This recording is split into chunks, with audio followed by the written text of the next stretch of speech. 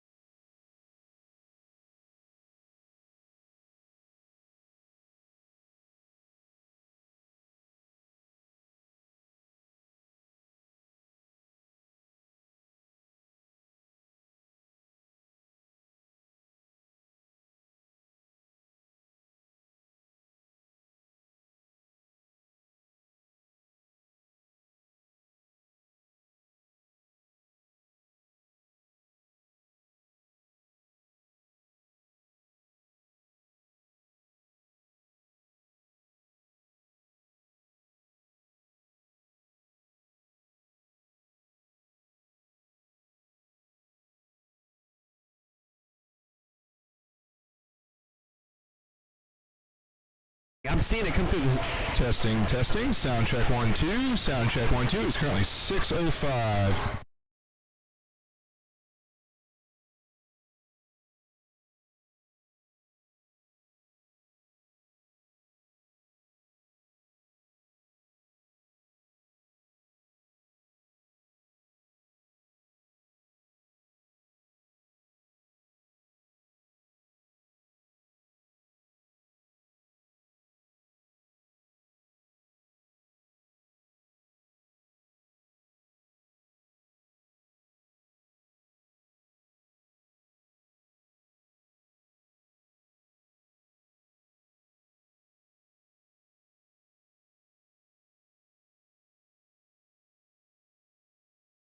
Testing, testing, testing. 1, 2. Sound check. Sound check 1, 2. Thank you, folks, for bearing with us. We're doing a sound check here. 512 sound check.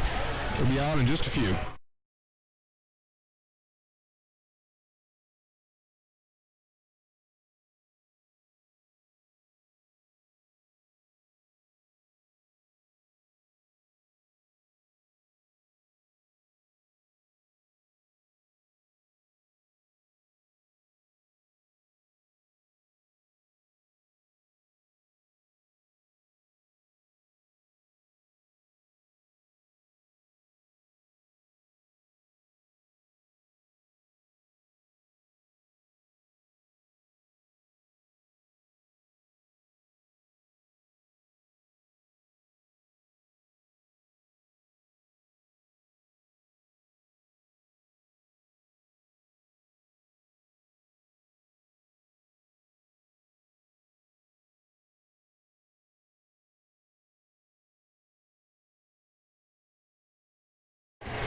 Track 1, okay, system default not assigned.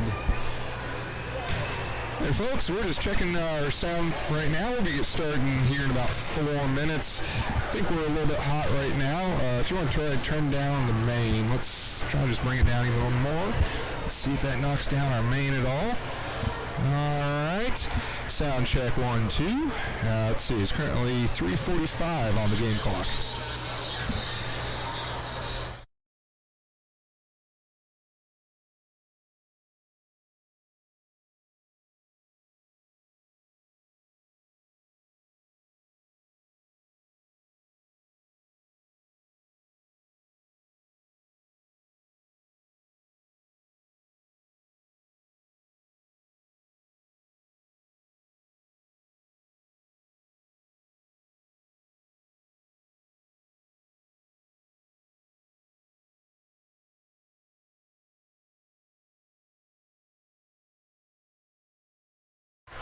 Alright, sound check 3 minutes even. Sound check 1, 2. Sound check 1, 2.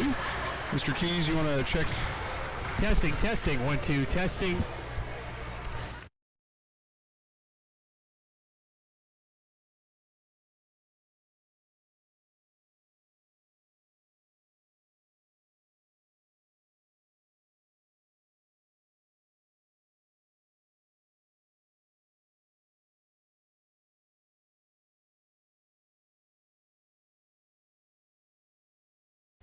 Alright, sound check 225. Sound check. Testing, testing. Testing, testing.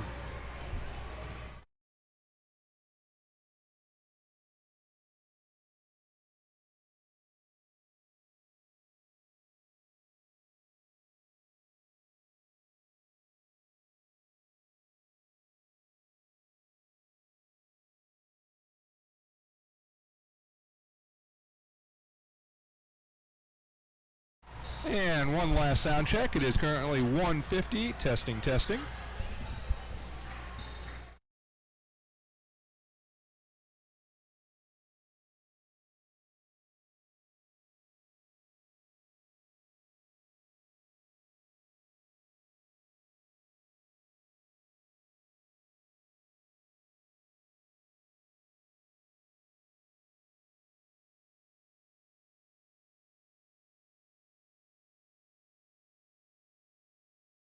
All right, welcome into Heritage Middle School. Brandon Keys alongside John Covey for another exciting Blount County Schools Elementary Basketball Tournament. We got a lot of great matchups tonight on Championship Tuesday. Trying to find a winner tonight out of yesterday's semifinals. A lot of exciting basketball. And John, we're looking forward to seeing another great night of basketball tonight. I'm excited. Last night we had Coach West on the call. Tonight he is coaching basketball, so it'll be Mr. Keys and I, and we're going to do our absolute best. Mr. Keys, he's got all the experience. I'm just a body here that will be manning the camera. Don't let John downplay it. He is just as equipped as our setup to handle the broadcast duties tonight. So we'll open up our first game on tap tonight. It'll be Carpenters and Prospect. And these two teams yesterday played with a lot of energy, a lot of enthusiasm, And that's what you expect in these tournaments, and we'll expect more of it tonight. So we'll get ready for your starting lineups here shortly as both teams kind of prepare for this early tip. It's an early tip. Just getting out of school and headed straight to the court. Absolutely.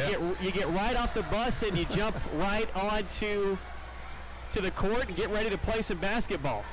And tonight we will have 4 games. We've got our, obviously, our girls, Carpenter's Prospect first, followed by our boys, Prospect and Lanier. Those are both going to be for the 3rd seed, so these are our 3rd and 4th teams playing.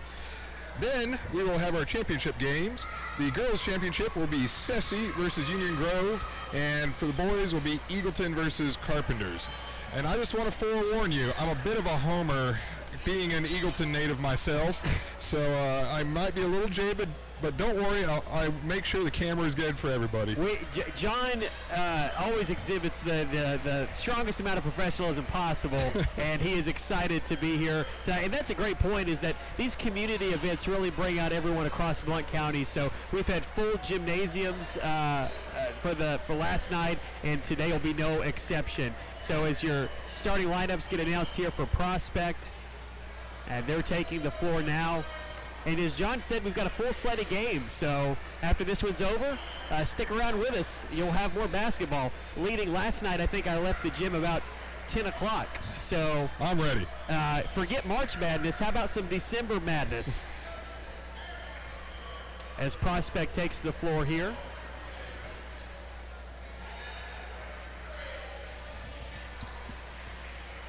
And I just want to say, too, before we start, great job by Scott laying out the graphics for this. Got all the logos mentioned. It looks like a great setup here. So, Carpenters going with the road grays, outlined black and teal, and Prospect going with the black and orange. John, just from the color setup, this is probably one of the better matchups. I gotta say, it's gonna be very easy to tell who's who on this one. Absolutely.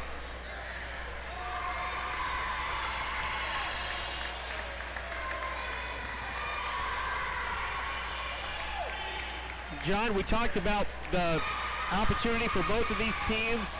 And girls basketball, people may not know, for elementary, you can't press until the second half. And so this first half of play, points will be crucial, because once you move into the second half, 3rd and 4th quarters, the press gets initiated and points sometimes come at a premium. Interesting. Well, I was watching last night, and we have some great teams. I mean, there's some good basketball being played by these youngsters. Absolutely, and I think for people that may be watching at home and asking, how does that impact the game? Well, you basically have to have your strategy put in place, too, for the 3rd and 4th quarters, because you don't get much of a halftime to try to set things up. So these coaches come in, have the teams prepared to just kind of attack from every angle as we get ready to start. So I believe we're going to take a second to pause for our national anthem, if I'm not wrong, John. So we may take a break with you here for that.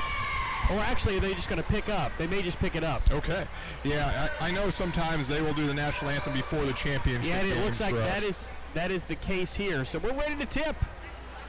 As John finds at center court, we're glad you're here with us.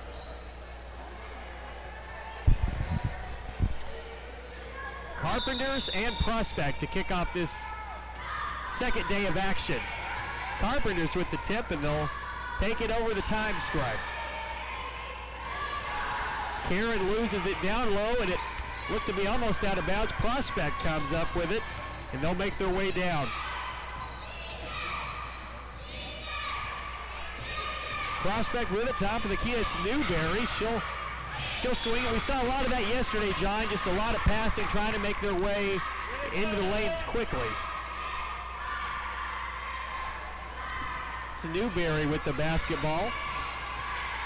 Top of the key, isolated. And again, those passing lanes hard to cut through. And a steal you see there by Carpenters.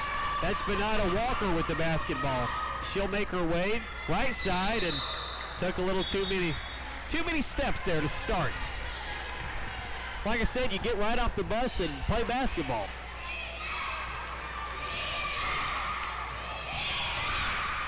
No score here as we start the second day of the tournament. Prospect basketball left side. They'll throw it down low, and that pass goes off of Carpenters. It'll be Prospect basketball under the goal. And Mr. Keys, I'd say we got to bring up our master a bit there. It's just a little soft. We'll see where we're at there. We've got some technical difficulties we'll run through as the ball goes out of bounds once more. And it'll still be Prospect basketball. Top the key pass, a little bit of a struggle for the ball. They're going to call a quick travel. So another turnover as both teams try to find their footing as we try to find our footing here to start this broadcast. Bernardo Walker, they've got a double team quick at the top of the key and potentially a jump ball. No, they're going to call a travel. So travel there is Dixon called for the walk. And Prospect a chance to reset the offense. Looks like a man-to-man defense for Carpenters to start off here. And pretty effective at this point is no score. Into the post goes Prospect, ball goes out of bounds. And yes, it will remain Prospect basketball. As Needhammer went to the paint and had a turnover, but it turned back pretty quickly. And inbound there from Prospect on the left side. They'll go back to the top of the key, try to reset the offense. And John, we see a lot of this, just a lot of quick passes trying to get that offense going. Absolutely, and it looks like, these kids have brought their A game today. It is neat seeing how into this they all are here. Indeed, defensively, it's a pretty tight contest when you open up these games. They mean a lot to the communities and the teams themselves. Newberry with the basketball. She'll pass it off to Needhammer, who gets a lane and loses it in the paint. Taken, actually, by Connor. They'll push it up now. Right side, Carpenters trying to get into the offense. Pass to Venata Walker. She'll find her way to Kieran. Or Kieran. Apologies, Kieran. Driving into late Carpenters with a shot just off the glass. And Prospect will push it if they can gain control. As Newberry pushes it in, and she will lose the ball out of bounds on the shot. And Prospect will inbound under the goal. As Carpenters gets a fresh set of subs into the game. I believe Williams is checked in. The shot up by Prospect. Oh, just rolls in and out. Williams, who just checked in, gets her first rebound. And Carpenters pushing it now. I believe that's Ella Rex with the basketball left side. Shot up and no good. Rebound goes to Prospect. And again, just a tough start for both offenses to kick off this Tuesday matchup.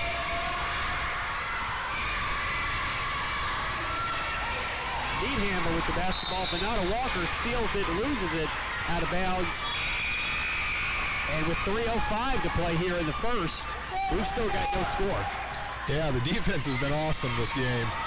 When I was playing, I was told, my coach told me, if you can't shoot, you better be able to play really good defense. And that's what these girls are doing. Absolutely, and they've had a few shots in the basket for each team and just been unable to put it together.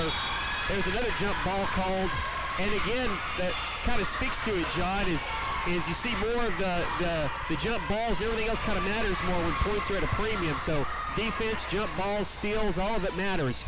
Shot up by Prospect, doesn't go, and a quick rebound. They'll try to dish it out, but Venata Walker with the steal. She'll press it into the front court, stops and pops from the free throw line. No good, but again, multiple shots by Carpenters there in this possession. And another free fall shot from Venata Walker, saved, but out of bounds as Prospect went for the rebound. There's just a quick tap on the line, and Carpenters will inbound. Williams gets it in left side, and they'll swing it back around to start the offense.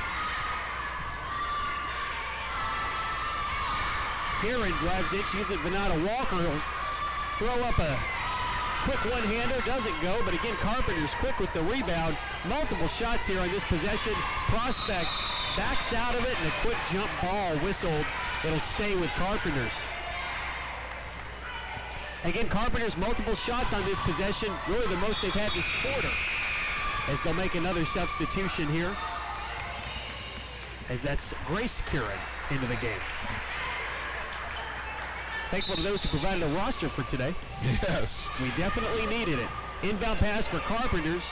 They'll throw it back up to the top of the key, really try to reset the offense and see where they want to go against this defense. Really looks like maybe a 2-3 to start off with. And another wild shot goes free. Carpenters fights for the rebound. They'll throw it up again, and a turnover heading towards Prospect. And again, you're seeing it now, John, no press availability until you get to that half-court stripe. Some teams are putting people straight at the H and waiting for the double team. Others are kind of hanging back and waiting for a rebound. It's interesting approach as coaches try to figure that out for the first two quarters. And looks like maybe whistled a foul as Newberry took a tumble. No shortage of falls in this tournament, John, as everybody's pretty aggressive. I've seen 3 go down already. And Prospect will dive in, front shot, no good. And Adsit with the rebound, which turns it over. Williams with the basketball. Now to Kieran, they'll swing it around right side. Jumper goes up, no good.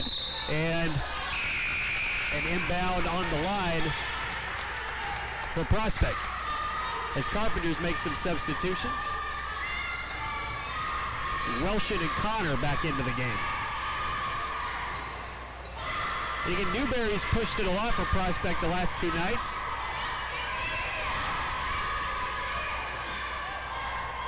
So swinging right side, stole it. As Kieran moves the basketball left side, throw it up, and there's a foul. As Bird will be whistled with her first. First chance for some free throws tonight. Indeed, we'll see with Kieran can put points on the board for Carpenters. First shot's no good. John, you mentioned free throws, the best part of your game other than defense. Yeah, that is about all I can do, buddy. You always need a good free throw percentage. John, you taught a stats class. Your percentages matter, if I'm not mistaken. Absolutely. Kieran here looks to... There we go. Net the basketball, she does, and it's a 1-0 lead. A little bit of afternoon baseball here in the starting quarter here in this Tuesday tournament. Newberry pushes the basketball past the time stripe, and she'll cut through defenders on that left side. Adsit takes a shot off the glass and rebound to Carpenters. Quickly setting up, 50 seconds left to play here in this first quarter. Welshin with the drive, she'll spin it to Connor. Connor sends it to Dixon. Dixon finds Kieran with the shot, no good. And Adsit with the rebound, pushing it for Prospect. As we dip close to 30 seconds left in this first quarter. Shot over, as you can see, just a lot of quick passes, and it leads to those jump balls. When you cross so many passing lanes, John, it's just bound to happen that steals are going to be a part of that. I'm glad we got you here tonight. I'm learning all kinds of stuff. So. Well, that's a first, John. That's if not that you're learning, more that I can explain things properly. And as Carpenters brought the whole host of cheerleaders tonight. Great to see that community involvement. They'll move them around the baseline to make the inbound. Newberry with the shot, no good off the front iron, and Welshin will push it here. 18 seconds to go here in the first quarter. Prospect attempted to trap at the time stripe, driving straight in and a miss on the layup. She'll retrieve her own shot, but a walk called, and with 10 seconds left to play, Prospect will look to get on the board here in the first quarter. Newberry finally pressing a little bit quicker. She'll make her way up left side. Stolen by Venata Walker. She's got 3 seconds. Shot is no good. And that last shot will count. It will. Welshin with a buzzer beater to start the first quarter. And we've got a 3-0 lead for Prospect. for Carpenters, over Prospect. We'll be right back. You're watching the Blount County Schools Elementary School Basketball Tournament on BCS Media.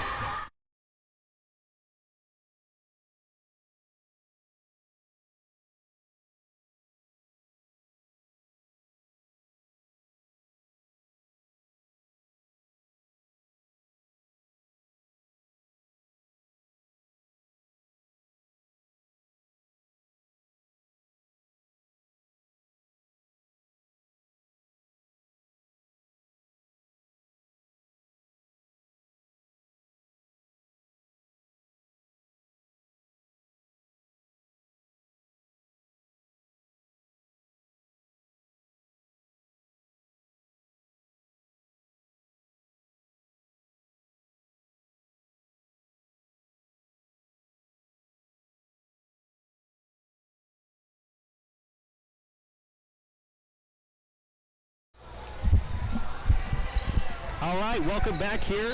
Brandon Keys alongside John Covey. Second quarter action, Carpenters with a 3-0 lead over Prospect. Driving shot to the basket by Kieran. She's fouled, and she'll go to the line. John, for those who are just tuning in, Welshin with a quick buzzer beater to end that first quarter, and that was a quick shot to kind of give us our biggest lead of the night. Absolutely. We went a good 3 quarters that first quarter, 75% if you will, without any scores, and then just boom, boom, right off 2 in a row. And there's 3. All right. And 3 indeed. So it's 4 points now as Carpenters builds on their lead, and that's how quickly things can change in kind of the fast-paced environment of basketball. And a 5-0 advantage now for Carpenters. And if you're Prospect, you like to get another couple shots, second chance shots. We'll see if they can make that happen here, as they've had multiple rebounds today. Just no points yet, so no second chance points. Bird swings it over to Adson. She'll take a shot off the glass. No good. Rebound to Carpenters. Karen pushes it left side as she's met with a double team by Newberry and Bird. They'll swing it down right side to Welshin, whistling for a foul. Down low, I believe that's Needhammer. She's going to be called, Evie Needhammer, called for her first. And this may be the difference in the game, John. Absolutely. We talked about numbers mattering, statistics mattering. Free throws might be the difference in the game as Welshin misses one there.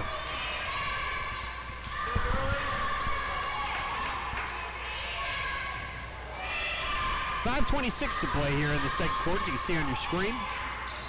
Another missed free throw. Ball gets tapped out. Dixon catches it in the corner. Welshin then drives, throws up a wild shot. No good. Dixon with the turnaround jumper. It's good. 7-0.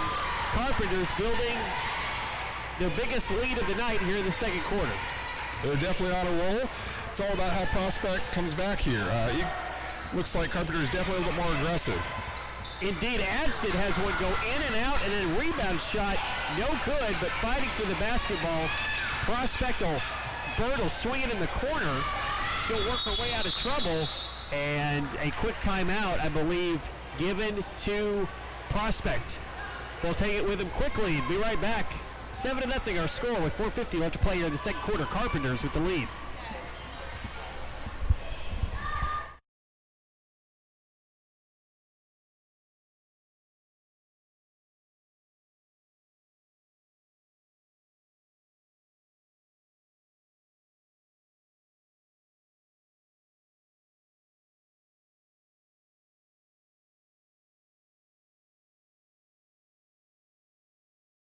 Way up on the master.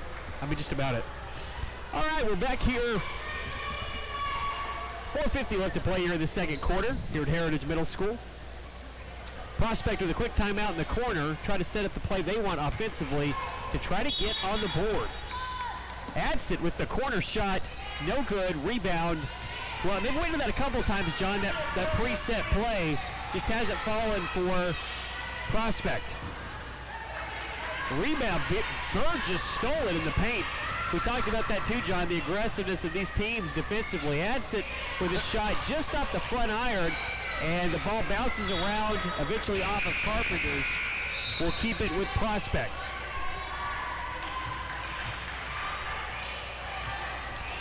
As you see a little bit of a tough inbound play. Prospect throws it in. Needhammer off the glass. No good. She gets her own rebound. Misses again. Just the rim unkind. Right now to Prospect. Pushing the other way. Shot off the lay-in. It's good. Kieran with the layup. It's 9-0. Carpenters with the lead as Prospect unable to convert down low. Carpenters does it on their end. 4 minutes to go here in the first half. Bird back and forth with Newberry across the time stripe. And Venata Walker pressing as best she can. Adsit takes another shot. That one, just rolls around, no good. Rebound to Dixon, and Carpenters looking for more points. Karen will swing it around, and she'll drive into the paint. Shot high off the glass.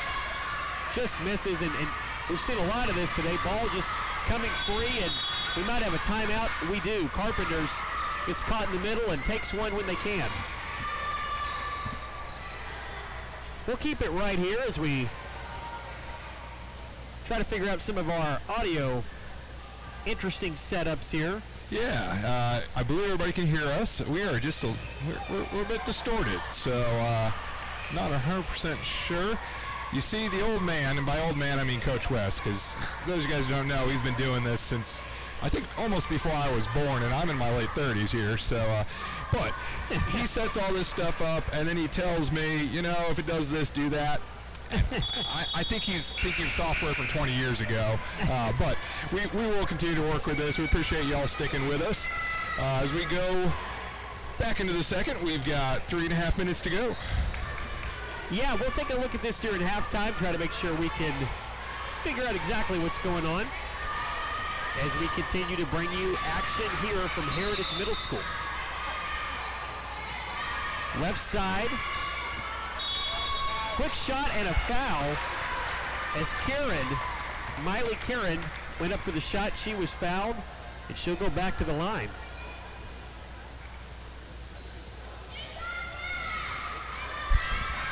Nine nothing lead for Prospect.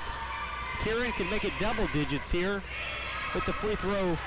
And we've seen that just a couple of shots from both teams tonight, John. Just go in and out of the rim. It really shows you that basketball is one of those games where every little bit counts. Yeah, a game of inches.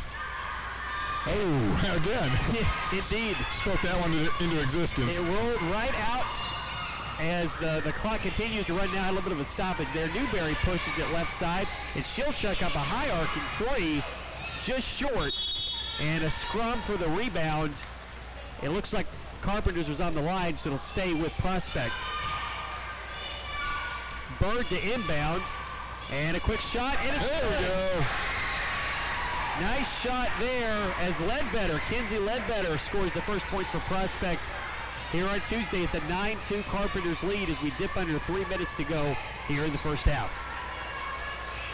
And still kind of a quick defense set up by Prospect, but able to get the ball into the paint. We've seen that a few times from Carpenters as they'll dish it around right side. Another high arcing shot off the glass and good as Hannah Diermeyer able to find the basket. It's 11-2. As Carpenters has brought the Cougar to the game tonight. See across your bottom line is, again, no shortage of festivities here at the tournament as another turnover there at the timeline for Prospect. John, you spent some time, once your basketball career ended, you said, hey, maybe I'll give the mascot thing a run. I can tell you, I've never been in a mascot costume. I am jealous of those who have. It's fun. And a three on the way. Ooh. Also fun for Miley Kieran. We'll see if they give her a three there. They may have made it a two, as it's not on the scoreboard yet. 2 minutes to play. And Prospect looking for answers. Evie Niemeyer, she'll drive into the lane. Another shot, no good. She gets her own rebound, goes up strong with the finish. Great play, great second chance opportunity. Pulls Prospect to within 9. Basketball now on the right side for Carpenters. They'll drive into the paint and back it back, pull it back out with 90 seconds left to go in the half. Another quick shot. Once they get just a little bit of separation, it's a quick trigger, but goes out of bounds off Carpenters. They'll make some substitutions as will Prospect. That's the thing about this game, John. It looks like if you can separate yourself from the defense, you're taking a shot as soon as you can. Absolutely, and we've seen lots of good balls go up. Just an inch here or there is making all the difference. Indeed, as Newberry gets pressure at the top of the key, she'll lose the basketball. It's off Carpenters. As we're under a minute 20 to go here in this first half. Folks, if you'll stay with us here at halftime, we plan on working through some of our technical difficulties so we give you a better broadcast on the other side. Adsit with the basketball now. She'll look top of the key and make her way around to find that spot she likes. Misses the shot. Rebound by Needhammer, and looks like another jump ball call that'll go back to Carpenters.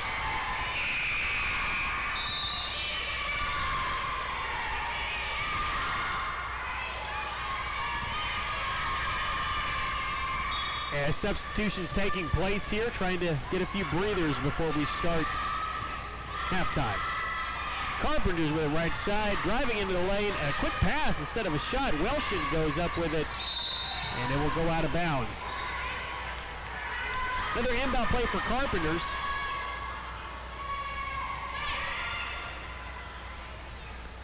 But not a Walker with it. She didn't like that. It was a set play actually to Welshin. She'll miss that shot off the key. Connors with the rebound. She'll turn around, fire a jumper, no good. And another jump ball scenario as Needhammer came up with the basketball. And 42 seconds left to play here. Prospect will look to push it again to get points before the half.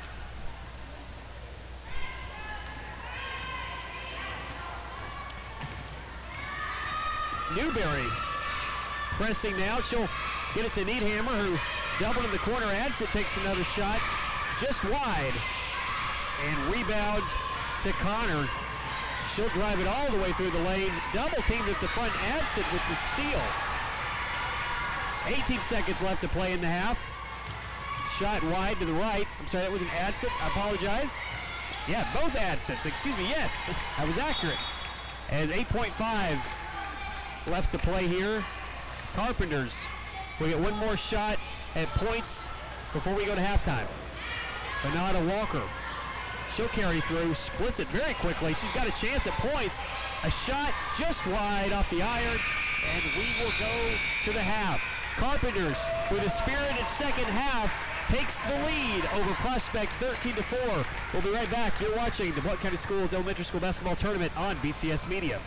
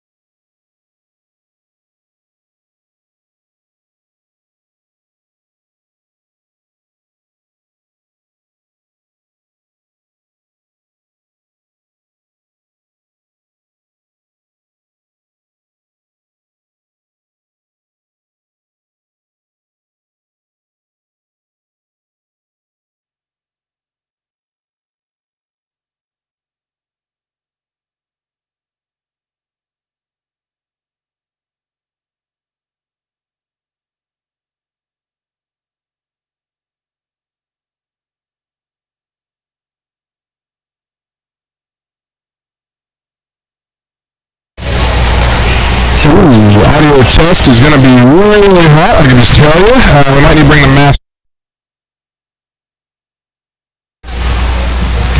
Well, can we bring the line outputs down? feel free to, let's see, live output. Let's go and bring you down. All right, thank you, folks, as we're just working through some of our sound stuff here, trying to make sure that you can hear Mr. Key's silky smooth voice in the second half here.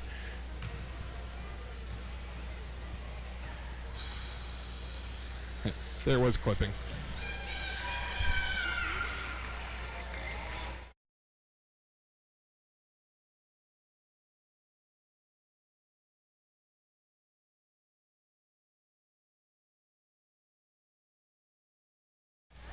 All right, sounds like we're getting better. We're going to try one more time here, see if this gets any better. Let's see, we're currently at 3:42 left in halftime.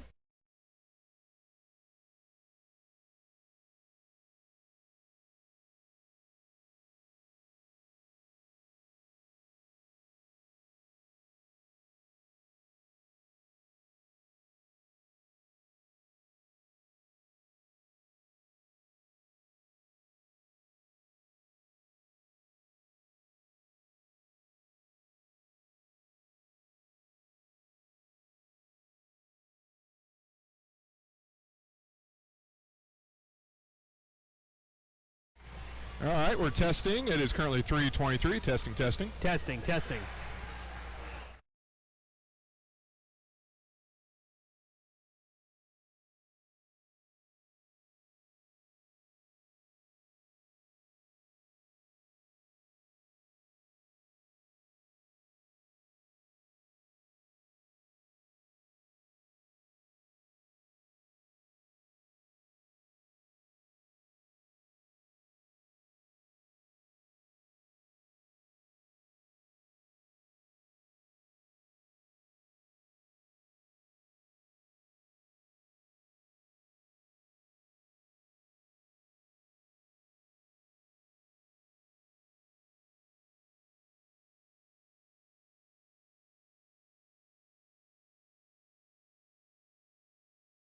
All right, it is currently 2:07. Another mic check. Thank you all for sticking with us. Mic check. Testing, testing.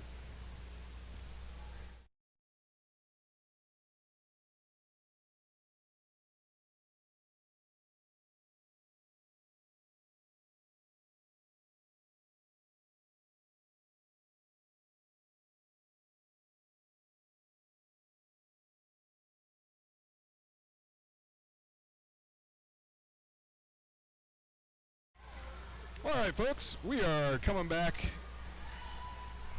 into halftime. Currently, Carpenters 13, Prospect 4. And Mr. Keys, this has been an interesting one because for almost the entire first quarter, it was just defensive battle back and forth. Carpenters has done really well on the free throw line, and I think that's been the difference so far. It has, and we'll try to get those stats for you as we move forward. As you see, the Carpenters elementary school cheerleaders with their quick moves. It's a quick turnaround as halftime in elementary school basketball. Not a long break at all. So to John's point, not a lot of points in the first quarter. Second quarter, Carpenters found the swing at the free throw line, and Prospect able to put some points on the board as well. So very quick turnaround as we get slated to start the third quarter of play in this one of the decisive games for tonight's lineup. Remember, we've got 3 more games. I believe it's 3. It is 3, yeah, 3 4 more total. games You got it, following sir. this tonight. So we hope you'll stay with us. You've stayed with us this far. We'll keep trying to make sure the audio turns out well as Carpenters will take the basketball here to start the third quarter. And remember, second half rules, the press can be involved. Benata Walker with a shot just wide off the top of the iron. And Bird with the rebound to Needhammer. Needhammer makes her way into left side and just loses control of the ball. Carpenter's able to rip it away, and a quick foul called. They'll reset. Oh, actually, no. They'll say, I believe that was a walk.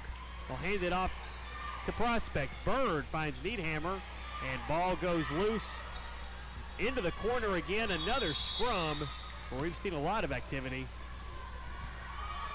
And the ball will end up with Carpenters.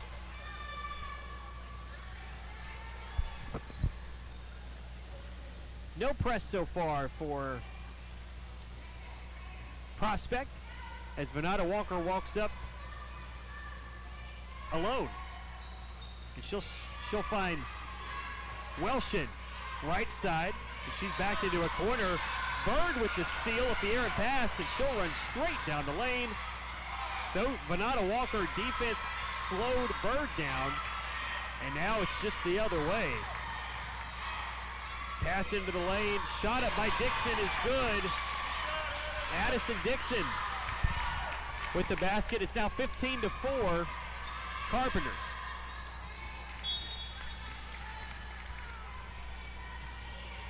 .442 left to play here in the third quarter.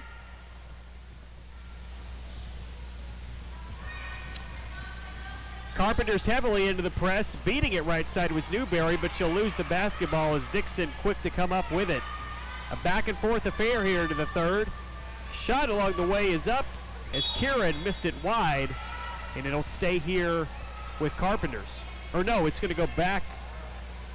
Yes, it'll go to Prospect as Needhammer will inbound the ball. Carpenters heavily in the press. Adson able to get it.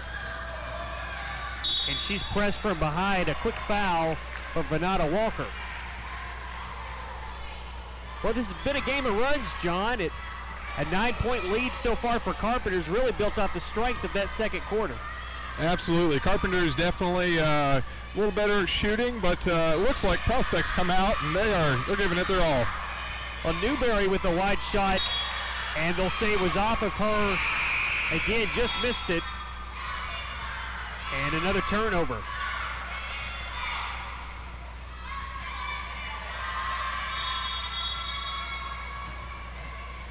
And we've got a discussion by the officials now to try to determine exactly which possession it should be. John, you've had a few tough conversations like that. Takes a little second to get everything right. It does. But we appreciate our refs. They always do a great job. Absolutely. Newberry blocked. Had her shot blocked, I believe, by Kieran at the top, and a quick foul called as a fast break was just about to break away. And again, John alluded to it. Officials do a wonderful job at this tournament. Yeah, I will tell you, having watched a bunch of these, it is tough when there's only two of you on this court. It's much easier watching from where we're at. Speaking of easy, Newberry makes it look so with a quick jumper, and it's 15-6 Prospect. Great shot there. And stolen. Bird goes right through her hands, actually. I anticipated it a bit. A quick turnaround by Dixon. She'll lose it, and Needhammer pulls in the rebound. It's a very chaotic pace here in the third quarter, and we're just midway through. As Newberry will try to find the offense. Bird with a quick shot.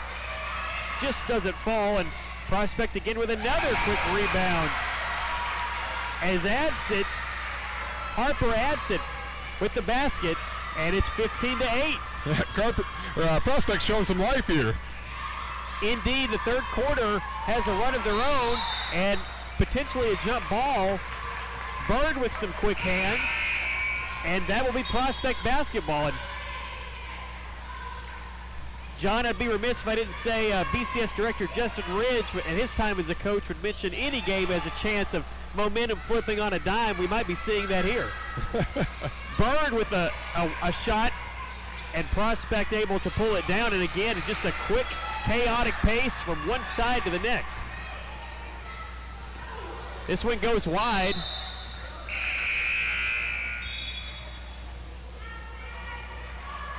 And I think, John, both teams want to try to slow down here to try to get some points on the board.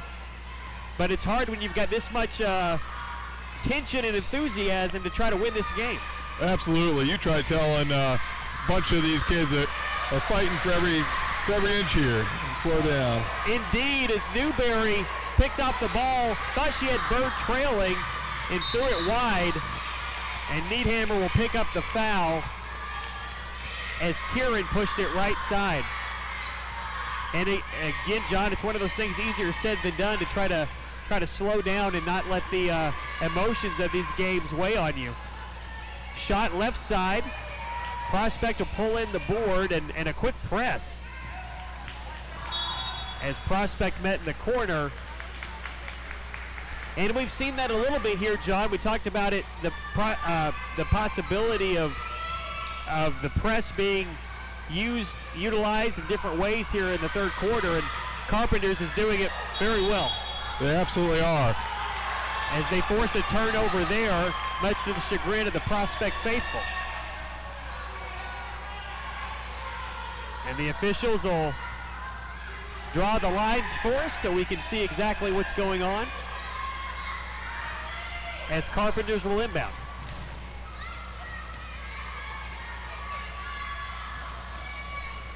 Welshin will get it into Venata Walker, throws up a runner, no good. And again, the basketball just picked out of the bottom to try to find an answer. Welshin, no good, and ball bounces around loose. Boy, a lot of activity into the paint for both teams, and another whistle.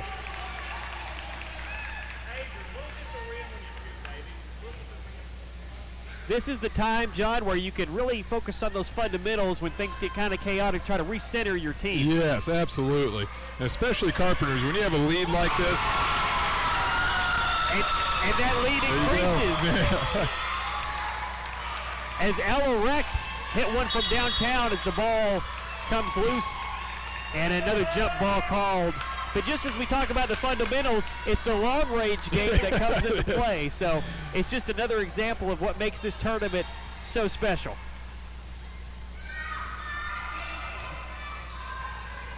Carpenter's with it right side, and another quick runner. A lot of rebounds, very active hands for Prospect in the paint today as we dip closer to under 2 minutes here in the third.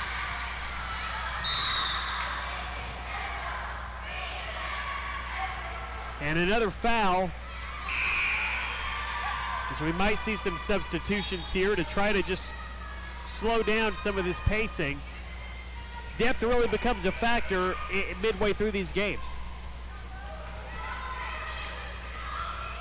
And a nice inbound pass, Bird to Needhammer, and the lead is 8 for Carpenters.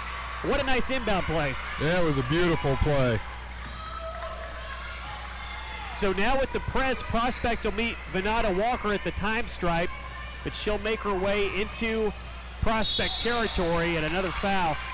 And that's really been part of Carpenter's success tonight, John, is they've been able to get by that initial press in the third and find that opportunity in the paint. Yeah, Carpenter's definitely been drawing the fouls, and Prospect's the ones giving them. And it's definitely, as I'm looking at the scoreboard, the free throws are, I'd say, a third of the points right now. Indeed. Carpenters. We'll try to get our statistician with the points here soon. We'll draw those up for you. But yeah, I believe you could be right, John, that free throws have played a big role in this contest to this point. And another shot by Carrot is good. 19-10. And Prospect looking for a quick timeout. We'll take one with them. Minute 20 left here in the third. It's 19-10, Carpenters over Prospect. You're watching the Blount County Schools Elementary School Basketball Tournament on BCS Media.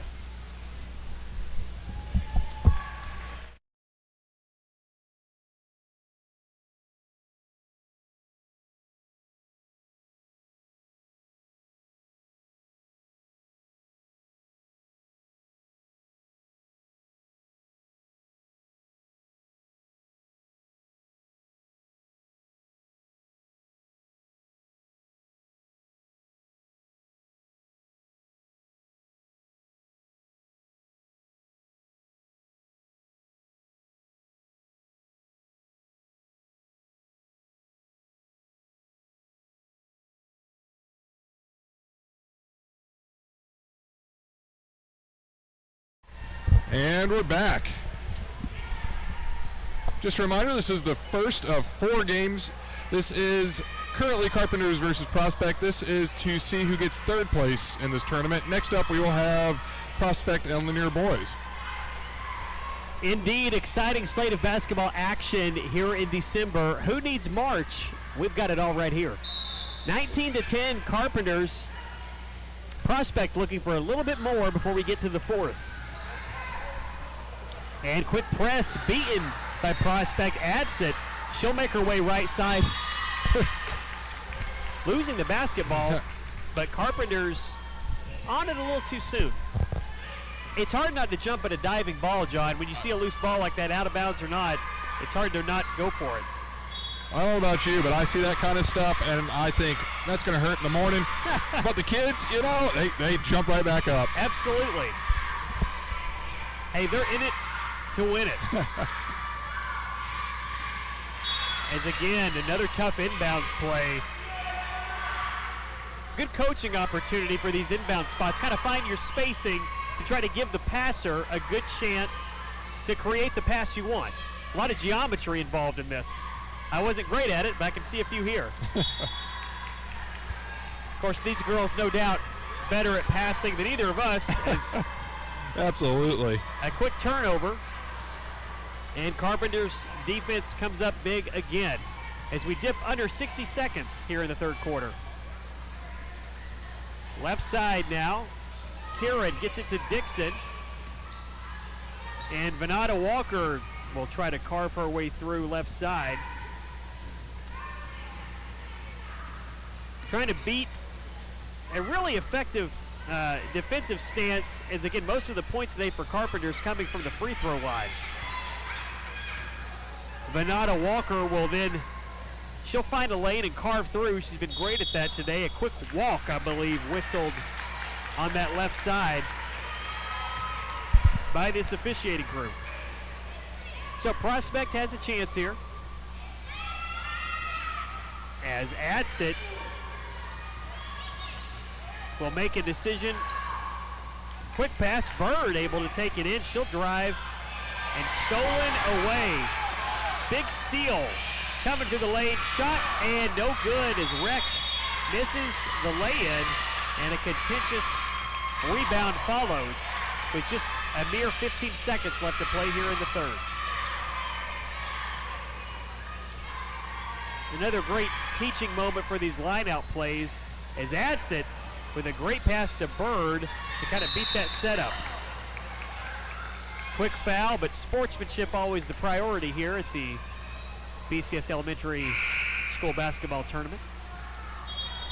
Seen a lot of great sportsmanship over the last 2 days, John. We have, and honestly, that's the best part of this, is getting to get all these elementary schools together as a Blount County school system.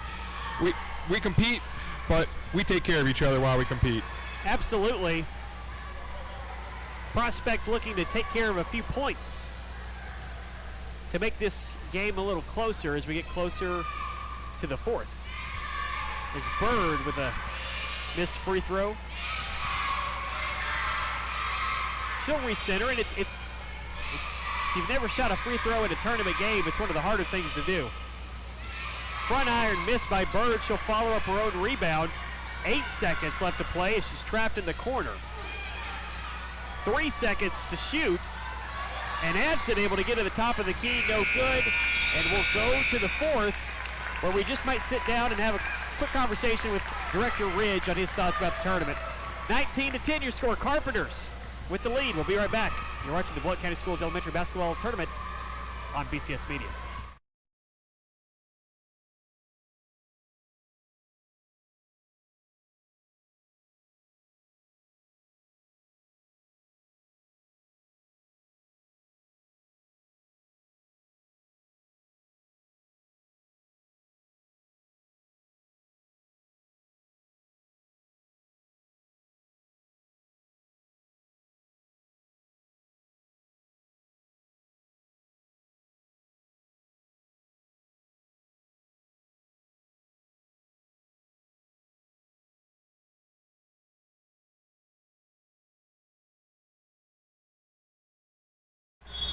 All right, back here at Heritage Middle School, where Carpenters with a 19-10 lead over Prospect as two Blue Bloods look to close out this fourth quarter really two teams, two schools that have found themselves on the championship end more often than not, and you can see that in the way they carry the pride with these uniforms, the community support, and it really shines through in moments like this. As a quick drive to the lane, Carpenters finding a lot of opportunity in the paint tonight. No shortage of shots there. Really the size advantage playing a big role for Carpenters, as they've gotten themselves in and out of situations today. Venata Walker with a shot no good, and Prospect will push it up with the rebound. Newberry into the paint, and she'll drive all the way in. Not sure if that was a foul or just an out-of-bounds call. Yeah, I think she got the ball, so I think that was just out of bounds. So they'll inbound. Bird's done most of that work tonight. Quick shot in the corner, no good. Needhammer with the rebound. Out of bounds off Carpenter again.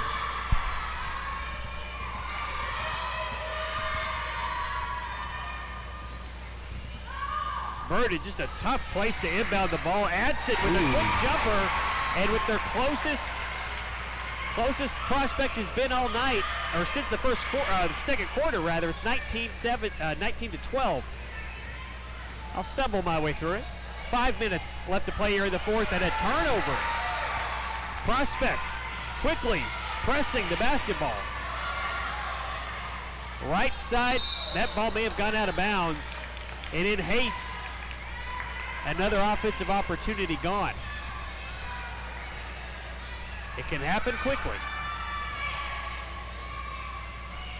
Prospect with a little token press, able to be beaten as Venata Walker comes through. She finds a shot absolutely blocked by Needhammer and then taken away by Miley Kieran. Boy, John, you've just seen the aggressiveness between these teams is highlighted. Yeah, there it is again. Throughout, yeah, Absolutely. it's just a quick steal. Connors with the basketball shot, and they'll say it was deflected. It'll stay on this end,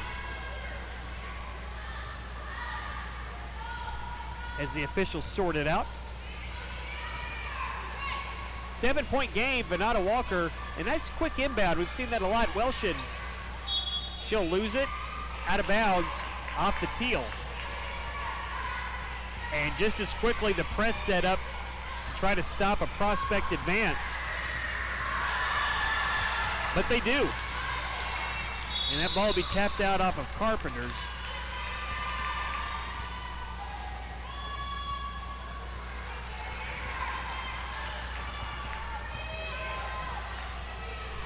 Ledbetter will inbound, and Newberry will corral the basketball. Bird gets it taken away by Kieran. And more of a frantic pace to slow down. Welshin will find a lane and take the shot herself. Oh, good steal. Basket. Oh, in and out. And back up to the top of the key to Venata Walker. She'll find Connors. She'll distribute it, the basketball back. A lot of in and out basketball today. A little inside out, if you will. Connors with it, right side. Ball tipped. Just a lot of quick passing lanes being absorbed, as you can see, by both of these teams. Limiting shots and limiting offensive possessions. Dixon had to hustle that down. And spacing a choice for Venata Walker. She hurls up another shot, no good.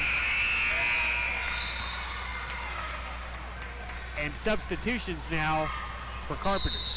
And this has been interesting. We've seen Carpenters substitute about twice the rate the Prospect has. Well, and John, we'll take a quick timeout too, and we'll talk more about that, as depth is a big part of this tournament. We'll be right back. 3:27 left to play in the fourth quarter, 19-12. Carpenters with the lead.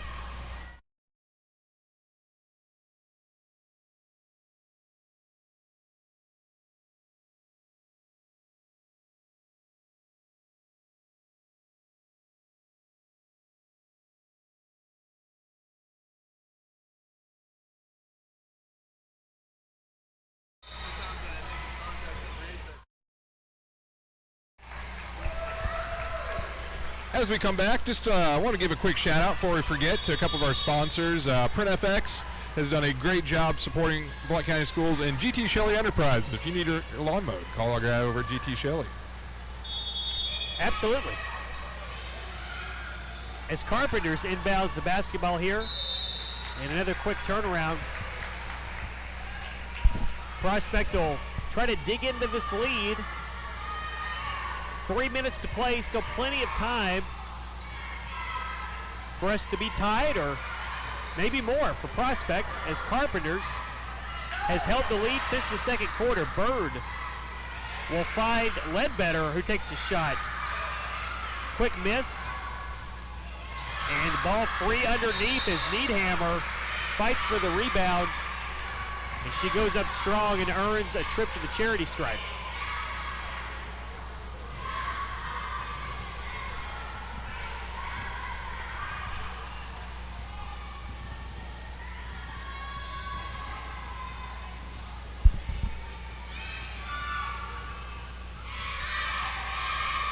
Needhammer, a lot of rebounds today.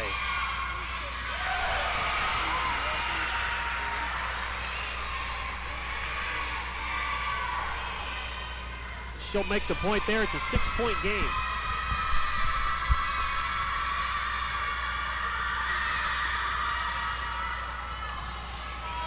And a quick miss on the second. 19-13 our score. Carpenters looking to add to this lead as Rex with a shot wide and a travel off the rebound.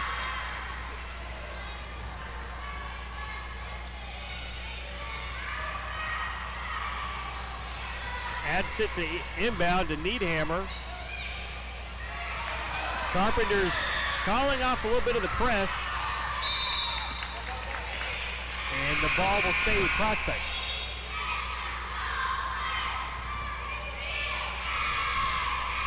Don't forget, right after this game, we've got Prospect and Lanier. Yeah, that'll be the boys' game to figure out who gets third place. Indeed, so stay with us as Venata Walker makes her way into the paint. Blocked by Evie Needhammer. She'll hand it off to Newberry, who presses it herself, and a quick turnover once again as that ball is floating around everywhere. Who wants control? Carpenters wants it. I will tell you, as your cameraman here, I'm having to go back and forth. Well, John, you're doing a great job, and they're taking a full timeout here, and if we can, we'll try to get the records to you for both of these teams as we get closer, pull up the statistics. We've got a stat team here. It's got to run back and forth to the we're kind of further away. You can actually see the stat monitors there. Well, and this is our first of 4 games. Next up, we will have our 3rd and 4th place boys. Then after that, we'll have our championship girls, which is Ceci versus Union Grove, and our championship boys, Eagleton versus Carpenters. So you can stick with us till about 10 o'clock tonight, I believe. And well, we're not going anywhere, John, and they shouldn't either. So we'll be with you till they tell us to leave. Hard to beat good basketball. We've got it right here. Carpenters, great inbound. Oh, that was a good play. It was a great setup, missed the shot. And you got to like the way they draw this together. You know, you got to get creative to try to find these passing lanes as Venata Walker will cut her way through and just hasn't found the shot tonight. But she'll find a rebound there. And just losing it wide is Prospect unable to come up with those loose second chance rebounds here in this 4th quarter. Welshin with the drive, and she's fouled going up. So as we dip under 2 minutes to play, John brought up a great point. We've got more basketball for you tonight. But again, both teams here, as you've seen throughout this contest, just giving everything they've got in this kind of tournament. You know, regardless of score, it's still fun to watch. Yeah, I just want to say, it is a cool thing that Blount County Schools puts on an elementary tournament. I'm from the high school level, so I don't get much of a chance to see this kind of stuff. But it is so neat seeing the whole community out here tonight. Absolutely. and more to come. We know you're joining us here online, and we've got a lot of people here courtside as well. As 2 missed free throws, and Prospect will inbound in front of the teal cheering section.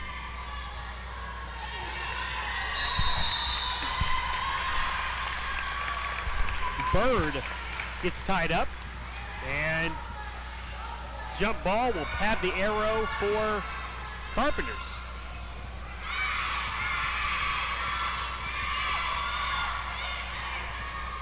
As basketball gets pinned in right side, as Rex trying to find somewhere to go with it, but a quick timeout for Carpenters. And we will take it with him briefly as it's full timeout. 1:44 to play. Carpenters lead by 6, 19-13.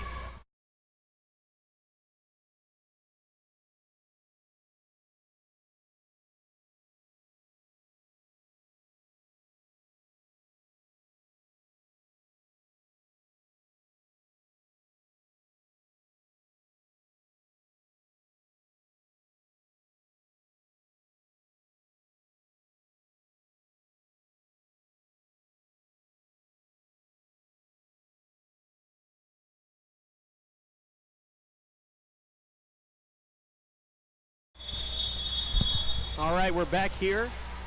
1:44 to play.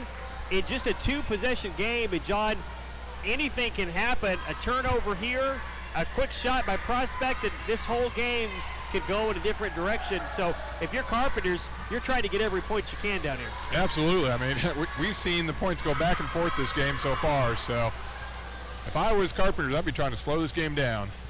Indeed, points at a premium, but points also matter. A 2-possession game, anything is possible.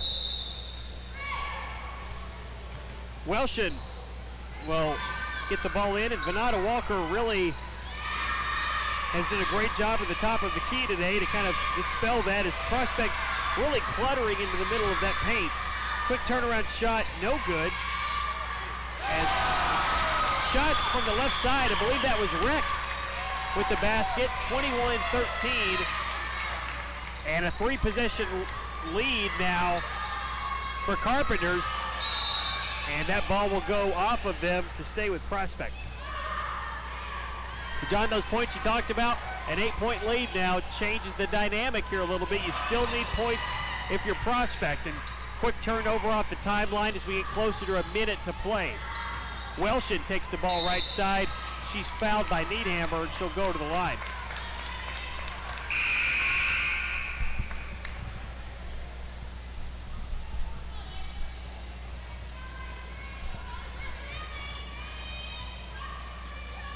Regardless of the score tonight, that first quarter, a little slow with the points. Second quarter, we saw it go a little bit more, and now into the third, it kind of got tight with defense again, and we're seeing kind of this ebb and flow of now some points late in this contest. It's really been a game of up and down affair, really.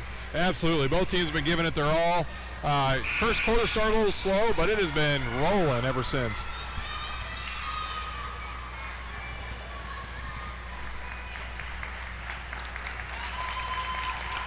And fans here at Heritage Middle giving the players an ovation as they step off.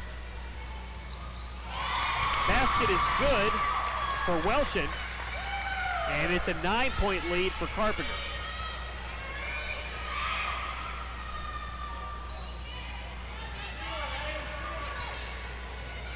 As Isbell inbounded the basketball, she'll make it upside to Owens. Owens tosses it over to Harrington.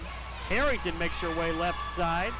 Back to Owens, who looked underneath, tried to find a shot. Owens will get a wild shot up, no good, as girls fight on the ground for the basketball.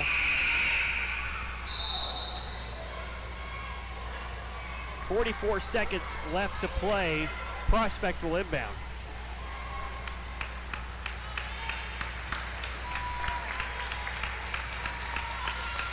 Owens will toss it in, and quick steal by Carpenters as they'll press the basketball. That's Grace Kieran. She'll make her way into the lane and toss it right back out. As Emily Binger with the basketball. Rex finds it on the glass. Second chance opportunities have really favored Carpenters in this one. 20 seconds left to play as Prospect will try to push the basketball as it came across the time stripe. As Whitson had it there, but lost it. Rex will drive, try to pick up some extra points as Owens makes her way through to try to pull that jump ball. One more jump ball as we get closer to the end of this one. And Whitson will get it to Harrington. Harrington will throw up a shot, no good, and that will do it. Prospect falls to Carpenters. Carpenters with the lead from the first quarter on. They held it the rest of the way, 22-13. Great job by both teams here in this contest, John.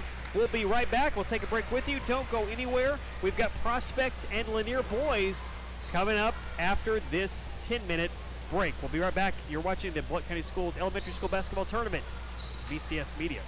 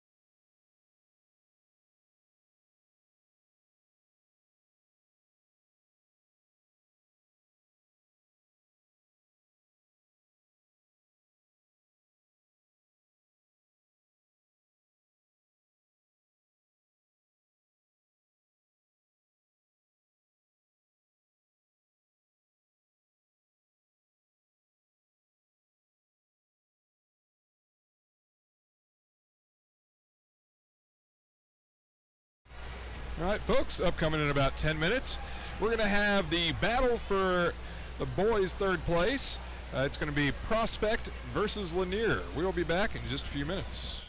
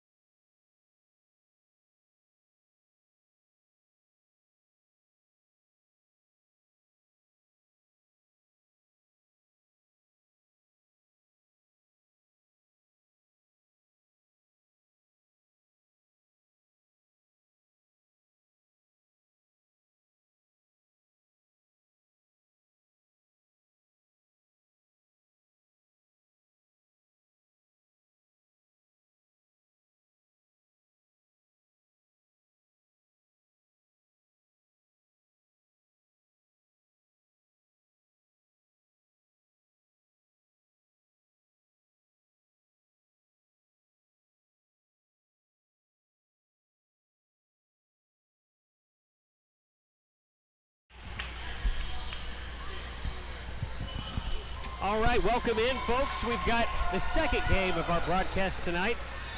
Lanier and Prospect set to do battle. In this matchup, John, another great uniform matchup. We've got the green and gold of Lanier and the orange, white, and black of Prospect. Another great uniform setup. Also, two exciting teams here to start this contest here. Our first boys matchup of the night. Absolutely. Just had a great game for the girls. Went back and forth. Boys, this is the second of 4 games tonight. This will be for placement of third. Prospect versus Lanier. We do have our 2 championship games coming up directly after this. Absolutely, and as Prospect gets their team announced, as Lanier took the floor moments ago, as you saw, Prospect taking it now.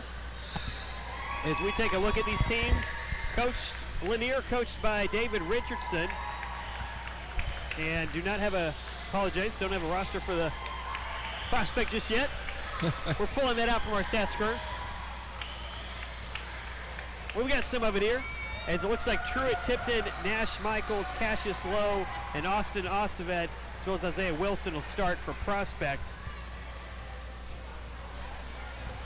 And we'll see if we can get you the lineup here for the Eagles. Looks like Logan Richardson, I can see taking the floor there, as well as David Ramsey, Riker Farmer, Johnny Hales, and Kaysen Macklin. On the call, we have Mr. Brandon Keys, the one, the only.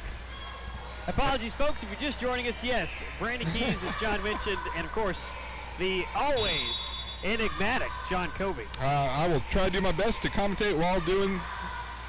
John's pulling double duty tonight. He'll man the camera and handle color commentary. And a quick decision on which way to go with the basketball. Prospect will start it off here. It's Tipton with the basketball. He'll swing it left side and get quick hands in the paint. We saw a lot of that in our first game, John. Expect to see more of that here too, is the quick closure of those passing lanes.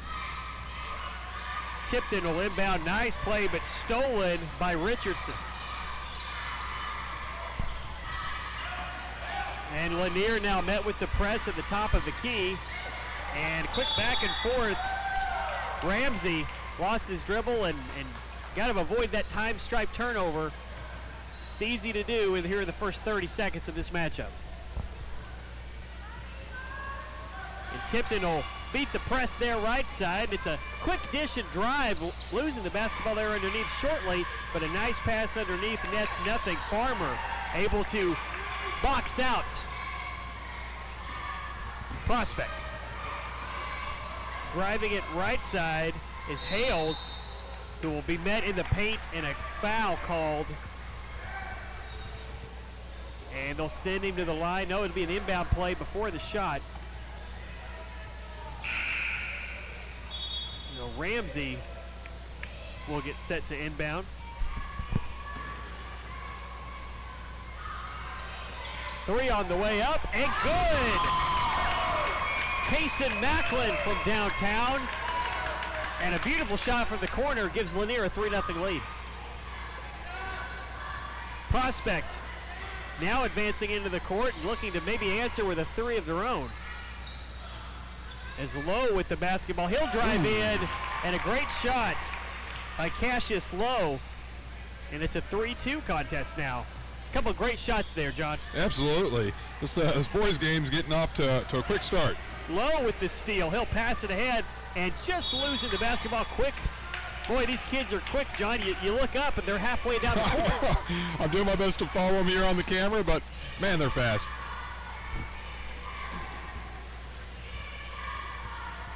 3-2 our score, as Osavet will go to the line. Fouled on the last play.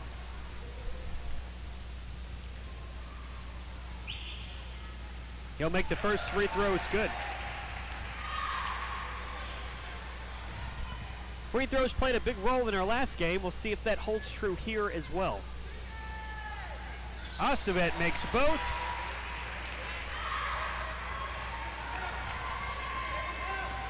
And it's Hales now advancing it front court to Macklin. Macklin, some nifty dribbling in the lane, and he finds the basket. Great dribble drive by Macklin. He's got 5 points, and it's a 5-4 lead for Lanier. As Tipton with the basketball right side, man-to-man at the time stripe as Lowe will get by Hales. A quick drive, runner off the glass, no good, but a rebound from Prospect, and they'll just try to dish it out. It's Macklin hustling to get the basketball as Lowe peels it away and makes his way up. A quick athletic move to the basket, and there's 2 more for Prospect. 6-5, very back and forth affair as we dip under the first 3 minutes of this contest. Macklin with it now, as they'll find Richardson off the left side of the iron, and no good. Boy, John, a little chaotic pace, but a little bit more points in this go-around. Here this first quarter is the last game we saw. Not as many points, but in that first frame, but this is kind of setting a different tone for this contest. This has been an offense-heavy game. The girls' game, much more defense-heavy. Be curious to see if they can keep up this tempo. Absolutely. Frantic, but successful. As Prospect looking for more points here. Nice shot by Acevet, just wide though, and Farmer able to pull it in. He'll pass it out, try to run the offense. As Lanier finds Macklin down low, Farmer with an open shot just off the front iron. Very quickly, Tipton tries to slow down this offense and set up what they want to do. Acevet crossing the time stripe to Lowe. He'll make his way in, but quick hands by Hales, able to force the steal. As Ramsey pushes it now left side to Macklin. Macklin met by Tipton as a turnover, as a quick walk charged. Could have been a jump ball, but it's a quick call by the official. And Lanier will inbound. Nice ball by Acevet to try to steal that ball in the corner. Again, quick hands on display in these passing lanes as Farmer able to get the ball off of a quick pass. And he'll go to the line here for 2 free throws.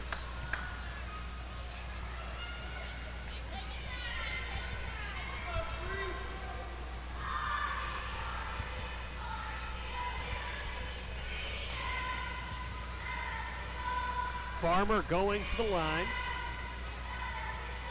Just off the front iron.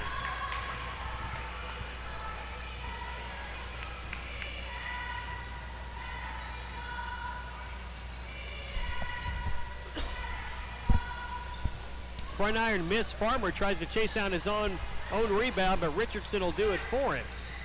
Macklin. Now to Hales with a long 3. Oh, just in and out. Out of bounds. It'll stay with Lanier. 6-5 our score. And quick play to Farmer. Farmer missed his shot, gets his own rebound, shot fake, and took too many steps in the paint.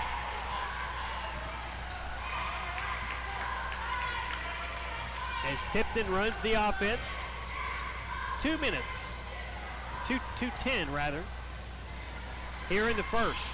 Tipton finds the lane and takes it himself before Farmer and Macklin converge. A lot of double teams end up here after isolation, John. We see players attacking and then getting met with a quick double team. Kind of changes the offensive setup as Acevet carries.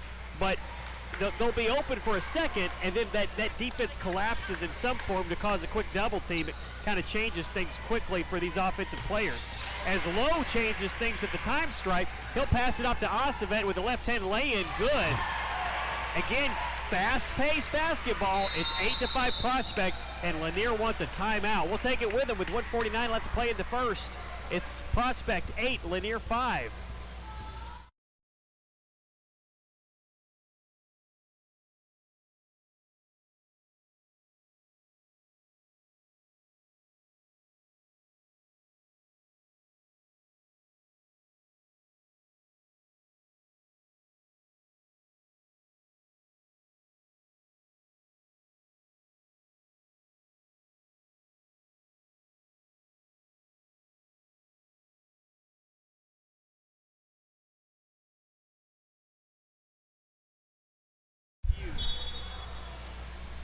And we're back. Macklin with the basketball. Right side shot blocked by Lowe.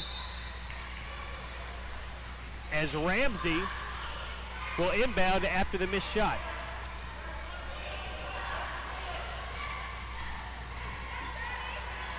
It's Hales in the corner, guarded by Tipton. He'll find Macklin. And Hales has not been afraid to shoot. He'll drive one in. A runner off the glass, no good athletically. Pulling in his own rebound, making a lot of plays like that today as Acevet meets him at the time stripe and takes it. Left-hand lay-in, just enough on the roll for Acevet, and it's a 10-5 game for Prospect. Yeah, and Prospect has had 3 goals now that have been unanswered. 3 baskets, not goals, sorry. Absolutely. Acevet with 6 points as Hales drives in, loses the basketball, and it'll go back to Prospect. Austin Acevet with 6 quick points. I believe I have that right. He might have 8.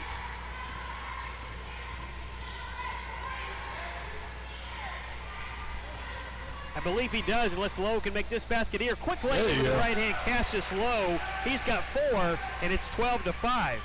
And Prospect's finding a groove here with those quick passes underneath with the layups. Really working well for him. And Macklin trying to beat the press. He does. He'll find, nice block by Lowe. Macklin saved it.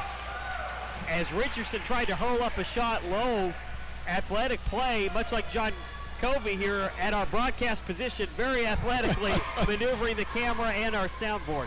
So Tipton now moving at Acevet with 20 seconds to play in this first quarter, almost a turnover at the time stripe. Lowe sees a lane. He'll take it off the front iron. Tipton follows his miss. Can't find an answer. Rebound underneath. As Knox Quick on the boards. Pushing it now with limited time is Hales. Hales, a runner at the, just rolls up the front edge as we go to the second quarter of play. 12-5, Prospect with a 7-point lead over Lanier.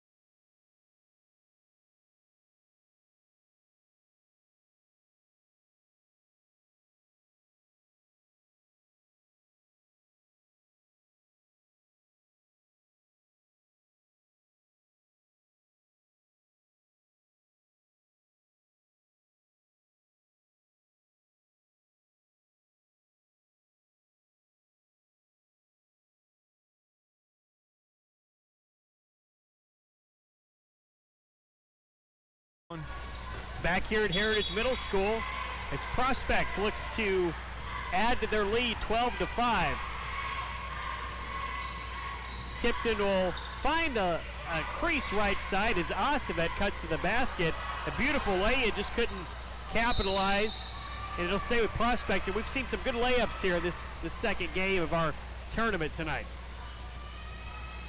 And looks like we're going to have a substitution. Coming into the game now is Olin Siniff. As he steps into play as Farmer takes a seat. Another right-hand lay-in for Lowe. He's got 6. As that floater has been successful, it's 14-5.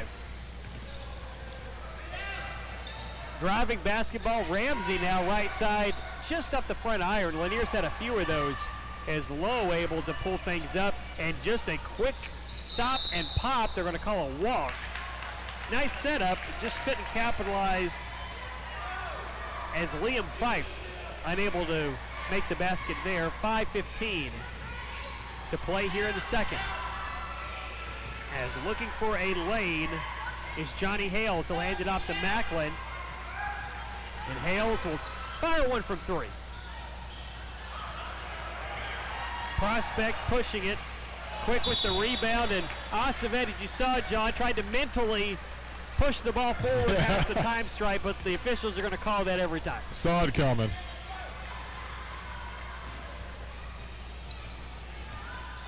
And Lowe almost had a chance at a steal. Macklin drives it in and bounces the basketball off of Quick. It'll stay with Lanier.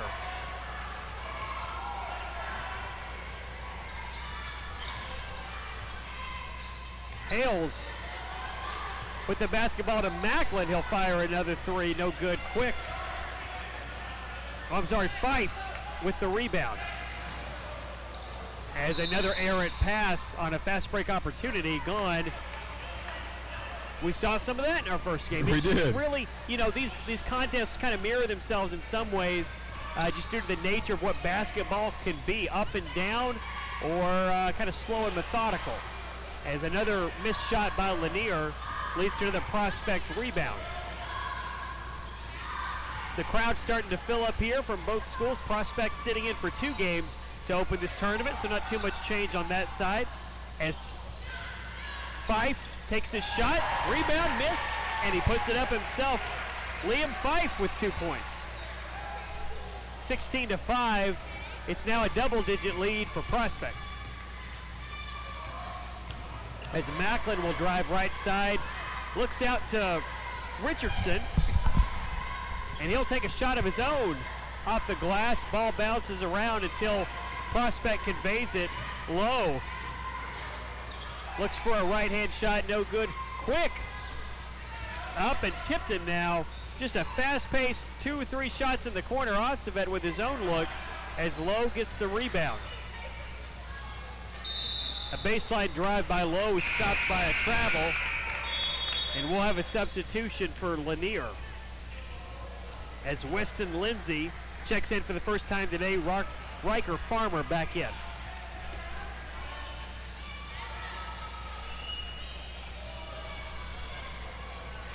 Really, for about the past 5 minutes of clock time, we have seen Prospect. It's really been pretty one-sided. See if Lanier can slow it up a little bit here, get back in the game. Well, Prospect's ability to press the basketball and those fast break opportunities really made a difference here in this second quarter so far. You're right, John. We'll see if Lanier can figure that out. Farmer on the glass, and another rebound corralled by Prospect. Fife with the basketball ahead, misses the shot.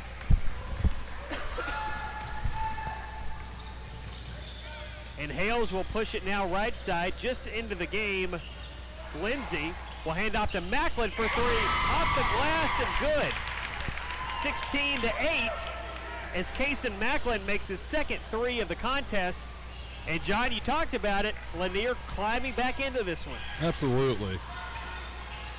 Lowe looking for help as he got met into the corner by Farmer, and that's a tough road to go. Macklin comes up with the basketball, a quick steal, and he'll cross the timeline looking for more points.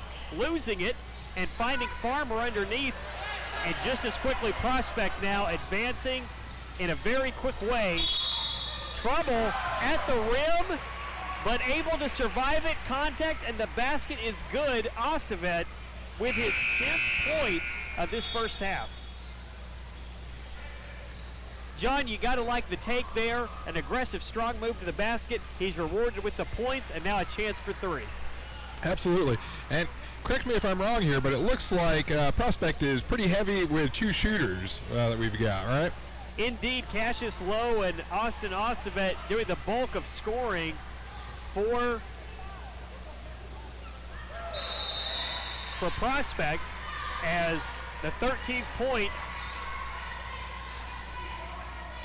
I believe I've got him with 13 now. We'll double check that with our statistician for Acevet. As Lanier gets set on their end, Prospect waiting. They've got a comfortable advantage as we wind down our first half of play. Had to wait for a shoe tie there. Always important to have your laces tied, your I's dotted, your T's crossed, just like we do for this broadcast. Pass into the lane, nice carve through, but not to be answered. As Hale's unable to score, basketball turned over quickly past the time stripe. It'll stay with Prospect.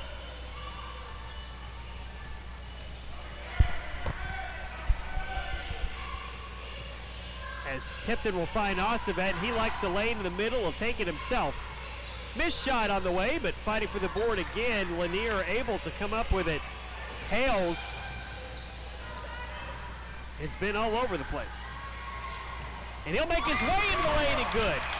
Johnny Hales with a great shot to cut the lead to 9 for Lanier.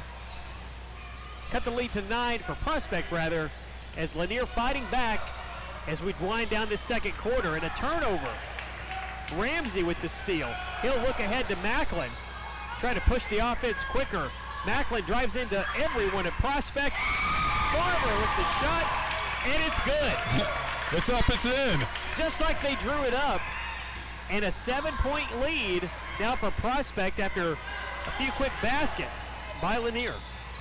Lowe thought about a shot from outside the arc. He'll drive in, rebound, score it. As a quick basket off the rebound and miss by Nash Michaels. And he'll get a chance for 3 as Prospect crosses over the 20-point margin.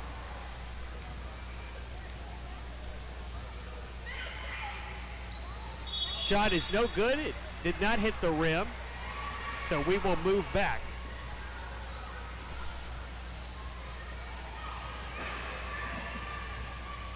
Hales will push it to Macklin. Macklin drives left side. He'll find his way into the middle. Ramsey with it now, met with a harsh double team. That swings the ball back around to Macklin, who just a little bit wide. Richardson finds the rebound and no answer, but Farmer's there to clean it up in the paint. And John, you gotta like the presence he's making down there. Just rebounds and points. It's now a 7-point lead for Prospect. I love it when a game comes back, gets competitive. I mean, this is what we're here for. It's tournament basketball. Absolutely, and Lanier looking to put more into this. Macklin pushing it left side after the steal from Richardson. Hales fires up his own 3, no good. And Prospect will look to hold it for the final shot as this exciting first half comes to a close end. And Prospect loses it once more. Didn't get a shot off. Macklin has his chance to decide what he wants to do with it. He'll get it to Hale for 3, just off the front iron, and we will go to the half. What a sprint to the finish. We'll see what happens in the third and fourth quarter. Don't go anywhere. Prospect leads 21-14 over Lanier. We'll speak.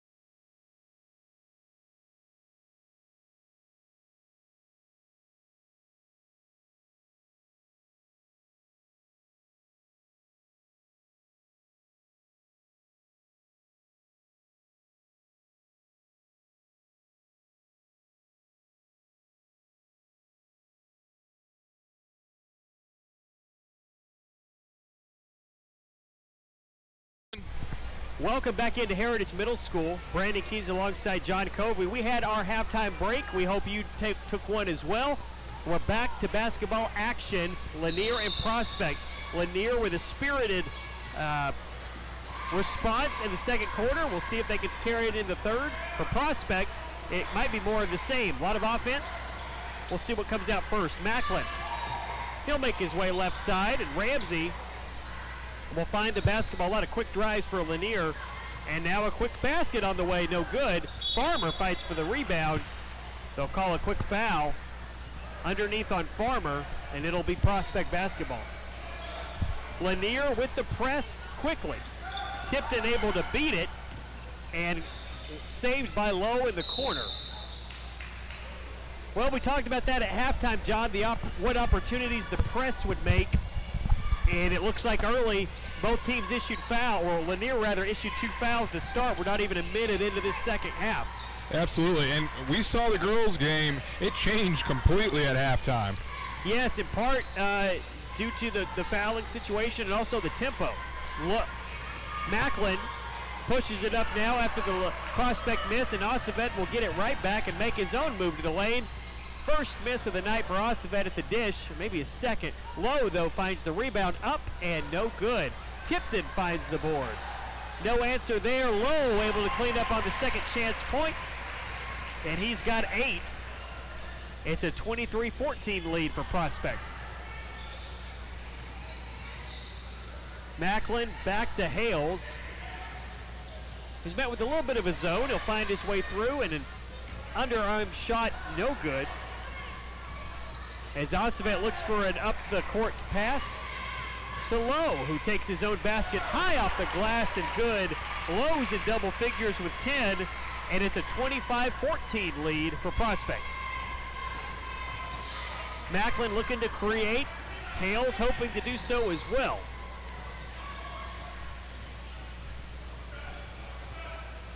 Back and forth, Lanier works it around the perimeter, trying to find the basket they like. Macklin squares one up and fires away at the cylinder. 3 for Macklin, and it's 25-17. That's his third three-point basket.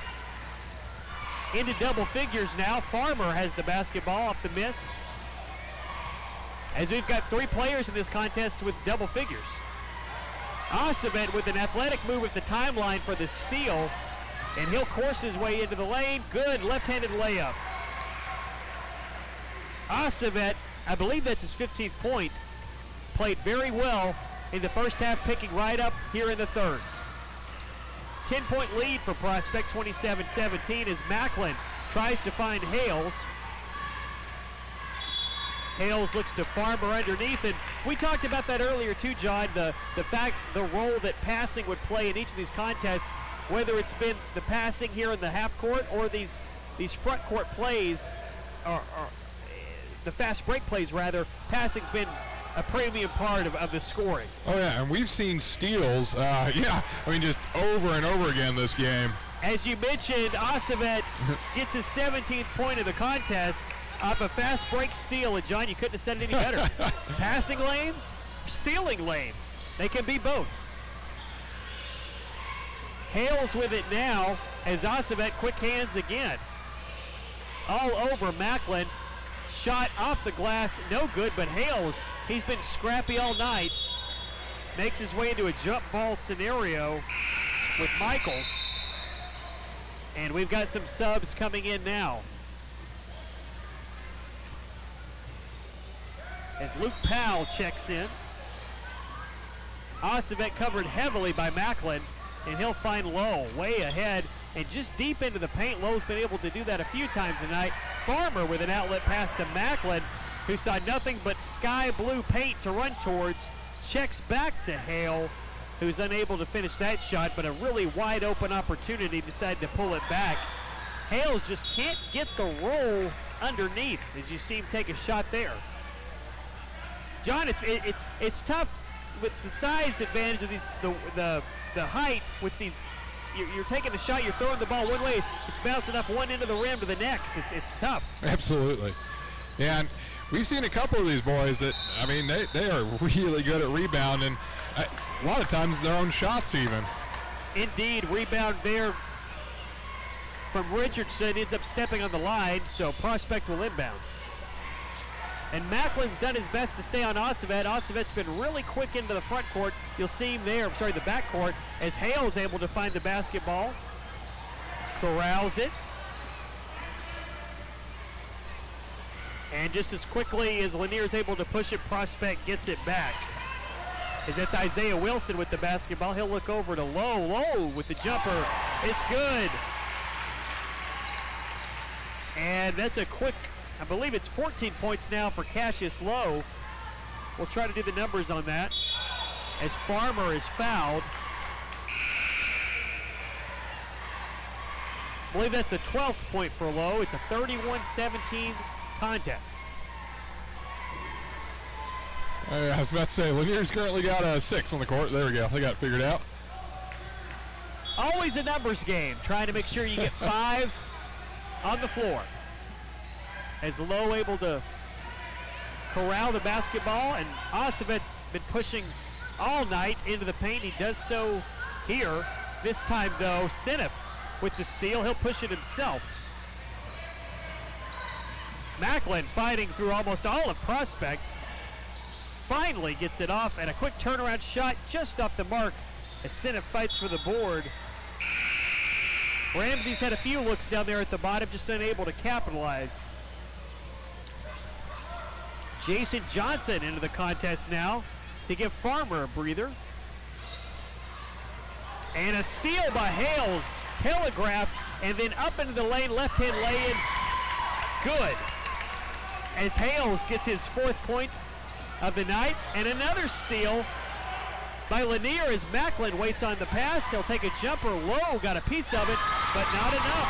Off the glass and good. 13th point for Macklin, and two quick points. There's another shot by Richardson, who had a steal. And John, you talked about it, the press playing a role here in this third quarter. 4 quick points for Lanier, and it's a 10-point game. Yeah, if I was Prospect, I'd be reminding my boys, maybe look twice before you go throwing that ball here. Well, and the only break that Prospect has had is for a quick tying of the shoe here by Lanier. They're back up and ready to go, and Prospect will find Lowe. They'll look to create some more offense. Wilson with a shot. No good. Hales fights for the rebound. Jump ball will favor Lanier. We saw this at the end of the second, John. A little bit of a momentum swing for Lanier. They might have more of it here in the third. The ebbs and flows of basketball. Hales finds Richardson. He'll hurl one up. Good. They'll count that as 2, as Richardson has 4 points. And it's now an 8-point game. John, Lanier on a 6-0 run here to close the third. As Lowe looks for Ossavet, trying to create some offense. And a quick shot by Quick. No good. Macklin has it with freedom to run. He'll go in, right-hand lay-in, fouled by Lowe. And Macklin will go to the line with 15 seconds to play in this third quarter. Macklin a little slow to get up, as that was a hard landing. Yep, glad to see he's okay.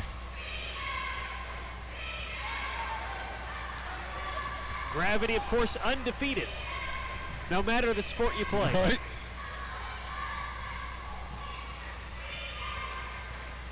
As Macklin drives home that shot, he's got 14. And perhaps a chance to cut it to a 2-possession game. He did not make that shot. It did not hit iron. So Prospect with a 7-point lead. Ossavet, left side to Lowe. Tipton with the basketball. 3-pointer on the way. Good! Truett Tipton with a 3, and that will close the third quarter. Prospect survives a Lanier run The lead is still 10, 34-24. You're watching the Blount County Schools Elementary Basketball Tournament on BCS Media.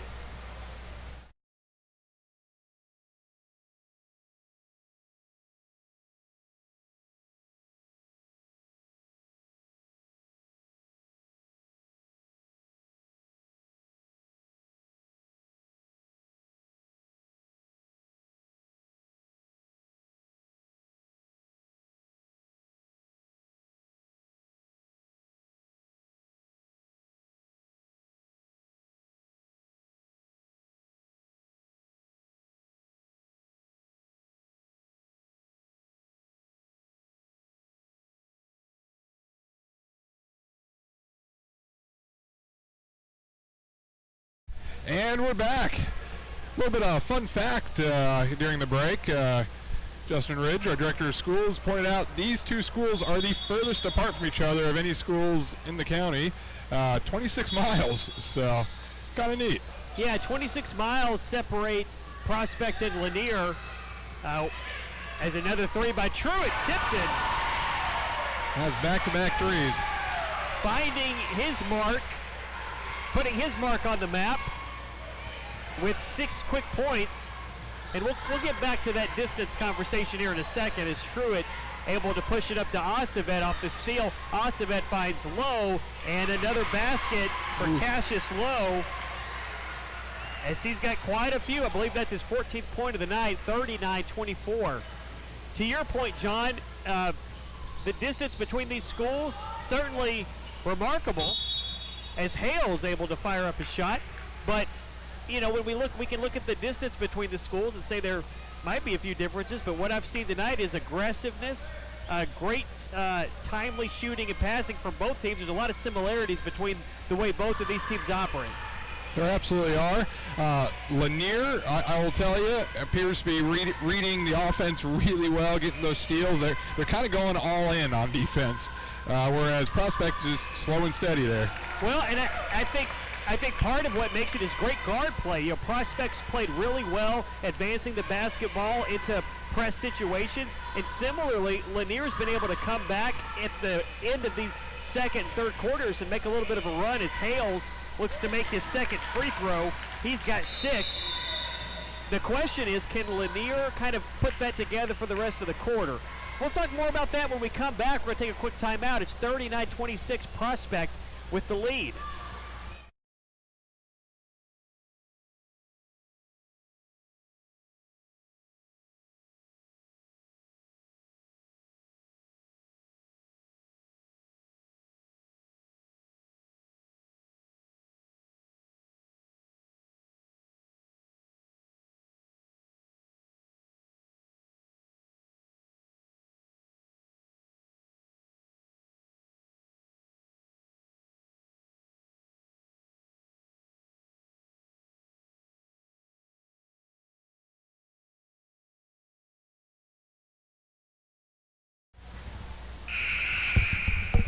As we come back, just want to give a quick shout out to a couple of our sponsors. We got 2 sponsors for our tournament.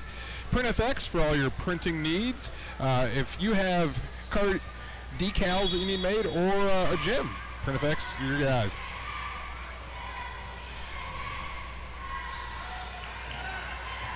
Prospect moving the basketball. John, we'll touch base with PrintFX momentarily. Another 41-26 now as a quick points for Michaels. He's got 4. And Lowe losing the basketball. Turnover by Lanier as Lowe tried to grasp it there. But John, you said PrintFX, and PrintFX are good people. So Eagleton, where I'm obviously based out of, they have given thousands of dollars worth of discounts to us for us to basically get our branding for our high school. So big fans of PrintFX. They have also supported our basketball programs from day one, all over Blount County schools. So yeah, just great hometown supporters. Well, and a great move by Farmer to make his way in and score that basketball. I believe that's his 6th point of the night, and Ramsey hurls up a shot down by 13 trying to claw their way back any way they can with just over 4 minutes to play here in this fourth quarter. Lowe with a jumper. Can't find the mark, but Wilson corrals the rebound with Farmer, and it'll stay. Nope. We'll head down the court with Lanier. John, you think these teams have ran 26 miles between each other tonight on the floor? I know if I'd run as far as they have, I wouldn't be running anymore. You'd see me on the ground over there. Well, you've got a marathon distance between true. Prospect and Lanier. We might look at maybe scheduling one of those events. We'll talk more about that later. Prospect with a quick steal in the paint, and Acevet with once more points on the other end. He'll miss a left-hand lay-in. Farmer fights the board. Ooh. Looks to chuck it ahead to Macklin, but Acevet with a quick steal. Lowe with a jumper. Frantic pace here in the fourth is Quick able to corral the rebound. Logan Fife with the rebound. Farmer picks up his 6th rebound of the night. As Richardson carves up the defense for a shot just off the mark.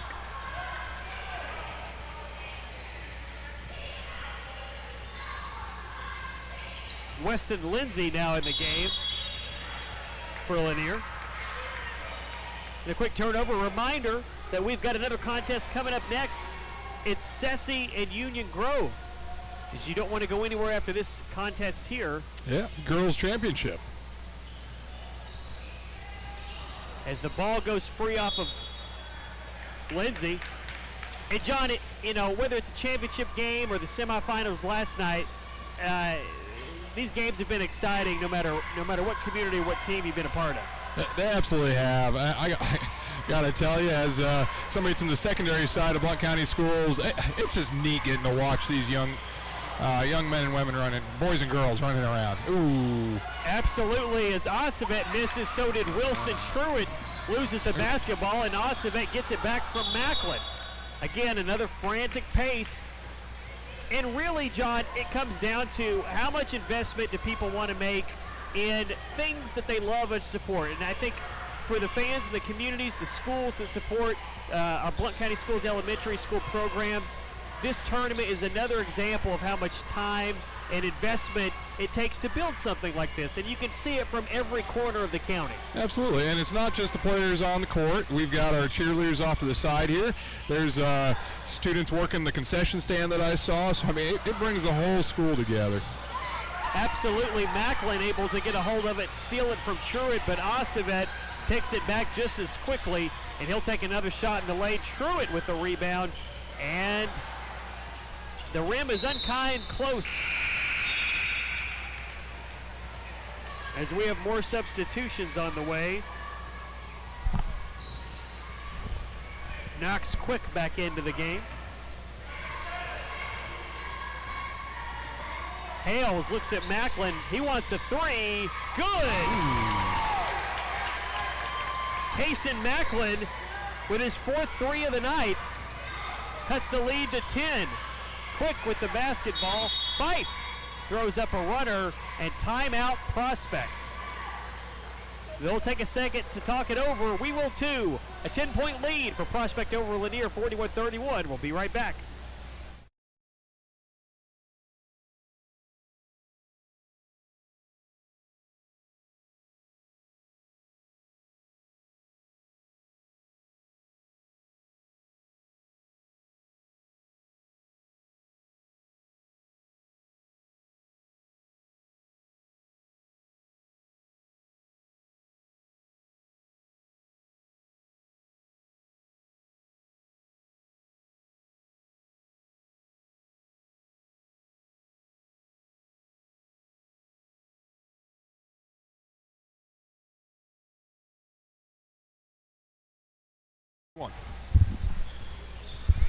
All right, back here at Heritage Middle. Prospect looking to add to a 10-point lead to close this fourth quarter out.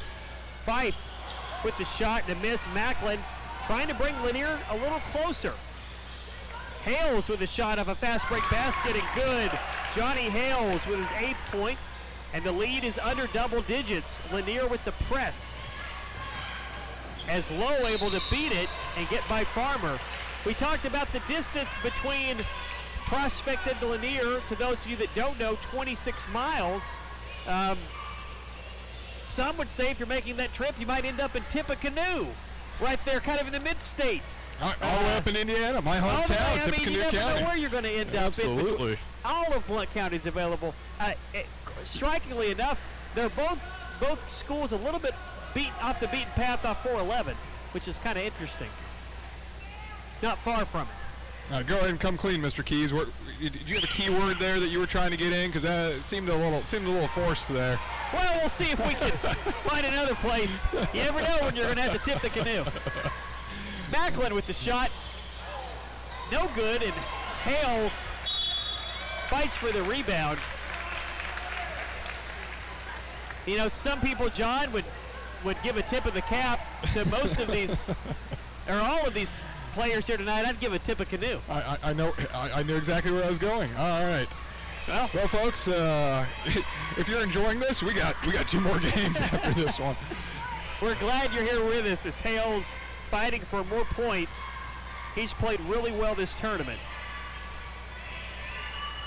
And we certainly tip a cap to all of our athletes tonight. The shot goes in and out. Just under 90 seconds left to play in this one. And to remind you once again, we'll have a quick break between games before we come back with Sessi and Union Grove. Barring an overtime finish here, as Hales cuts the lead to 7, 41-34. Lanier in the deep press as Richardson has the ball go off his shoulder and now dribbles his way to Farmer, who finds Macklin. He'll hurl up a 3. Oh! Thought that had a shot. This gym was ready to erupt. Lowe will pass. We'll get the pass up the floor, and I believe that's point number 16 for Cassius Lowe. And Lanier is looking to make some changes, as we'll see Seneff and Johnson come back in, as well as Wyatt Grecu. Wyatt Grecu and Benjamin Miles into the game. Miles and Grecu, as well as Ramsey, who's going to see some time here to close it out. 43-34 our score. Lanier, hard-fought game. Prospect equally as hard, as they've got a number of players in. We'll get those to you here. I believe that's Brody Babcock and Jack Garrett, who's in now, as well as Gunnar Bowling and Lucas Coulter. Johnson with the basketball. Minute to play. He'll hurl up a 3. No good. Ball goes loose and out of bounds off of Grecu. Oh, they're going to say off Prospect. So Seneff now just lost the ball off the pass. 50 seconds left to play here.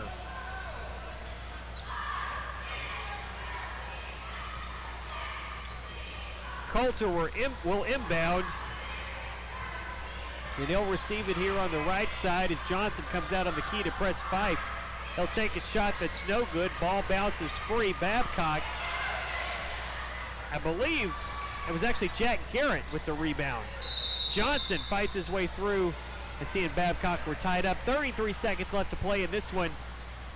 Really tight game up and down. But Lanier unable to really make a dent in that 6 to 7 point window as Prospect pulls this one out. Rebound underneath, 20 seconds left to play in this one. And driving into the basket, runner in the lane, no good. Rebound as Ramsey finds it underneath. Seneff takes a shot, no good. Babcock with the rebound. And fighting their way through it, Seneff trying to let it go. 3 seconds to play, and that will do it. Prospect holds on, 43-34. We'll take a quick timeout. Remember, Sessi and Union Grove coming up next. Your final from this one. Prospect 43, Lanier 34. We'll be right back.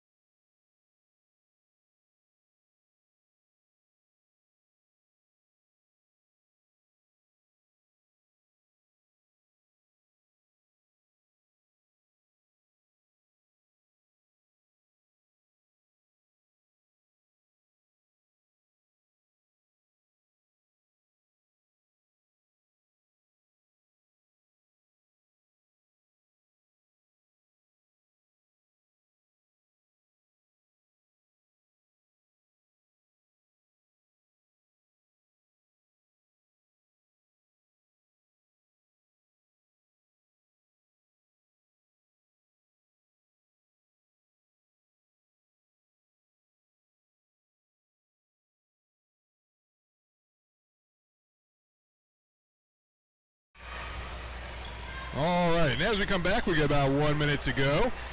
We have the girls' championship, which will be Ceci versus Union Grove.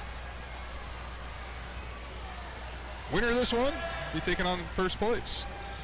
Following quickly after this, we will go to the boys' championship game.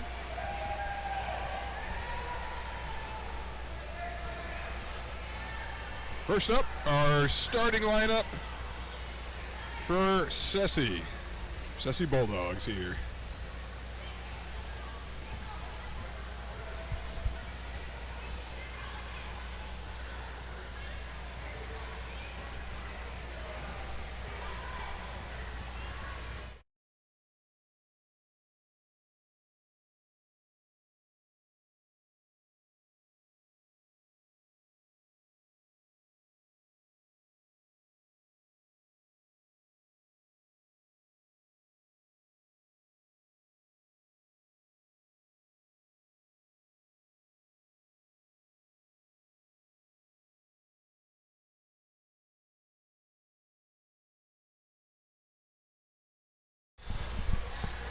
And we're back.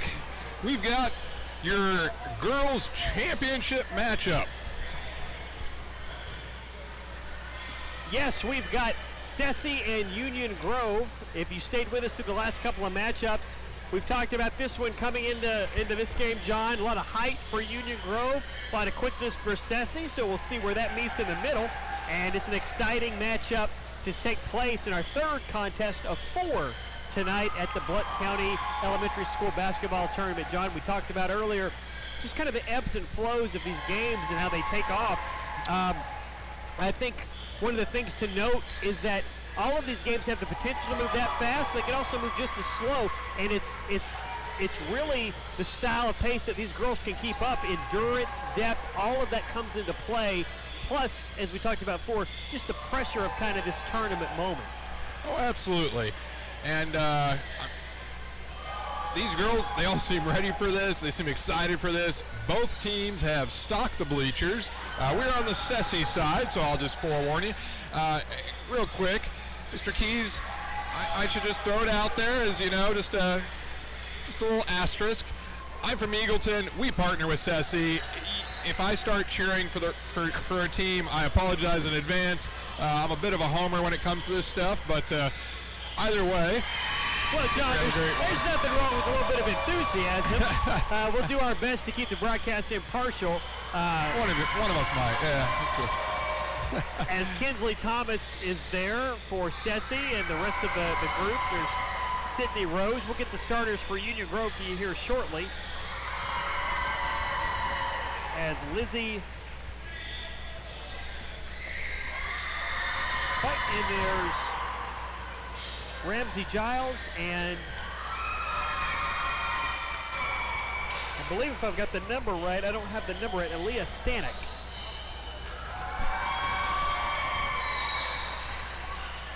There's Claire Mayberry.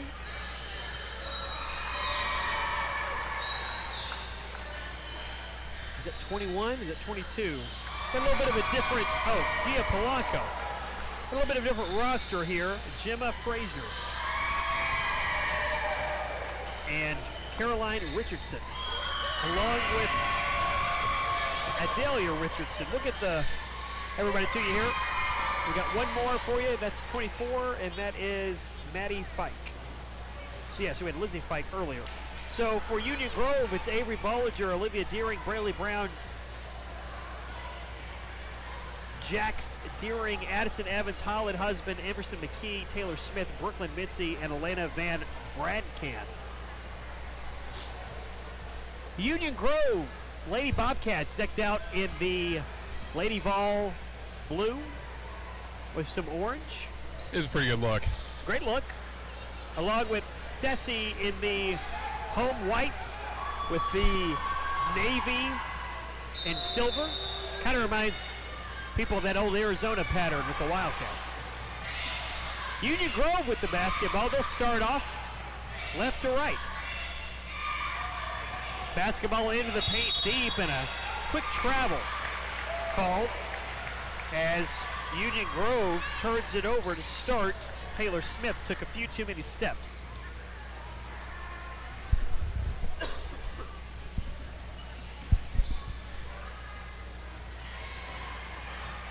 Basketball on the right side, turnaround shot off the glass, no good. And rebound goes to Union Grove as they'll press it through the right side. Bollinger with it. Back up to the top of the key. Numbers a little difficult to see for Union Grove, but Brayley Brown has it now on the right side. Off the glass and good. Avery Bollinger, she gets a few points to start us off here. The 2-0 lead Union Grove as Thomas fouled as she made her way through the paint.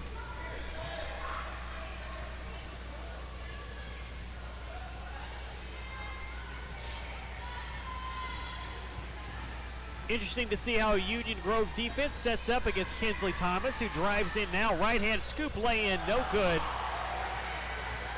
And Union Grove did just fine there. Up the floor they go. Back and forth. Thomas ends up with the basketball, and she'll press it. Just very quick action by both teams. Thomas gets into the paint. Straight up defense from Union Grove, but she's able to muscle her way in and find the basket. Thomas with 2 points. We're tied. Union Grove will swing it around. Brown looks for a basket. She'll dip out of the way. And left side, ball goes up, off the glass, no good. Union Grove with a quick rebound. Deering had it there. Basketball gets loose. Back to Husband. And the ball will float around. Good save. Oh, he was barely there. Good save by Deering. As she'll find Brown, who likes that right spot. She'll push off, though. Jumper was good, but no call as a foul was issued. And early on, we're seeing a lot of aggressiveness out of Union Grove, really crashing the boards. Ceci, hopefully see a little bit more rebounding from them here. Both teams trying to get a chance at those second half points. As the ball goes off of Union Grove, it'll stay with Ceci. And that'll be the goal for Ceci, is how do they overcome the size advantage of Union Grove to get those second chance points if they exist, or if they're to exist in this capacity. So rebounding a key for Ceci, and for Union Grove, the defensively trying to make sure that you limit those second chance opportunities as well, as both teams trying to find their footing. Great pass underneath as Lizzie Fike with a great pass to Kinsley Thomas for 2 more. And really a beautiful inbound play. Union Grove played good defense. It was just tough. And we've got a foul call there, as Ramsey Giles will be whistled for the foul. Union Grove faithful thought it should have been mentioned a little earlier. Husband with the basketball.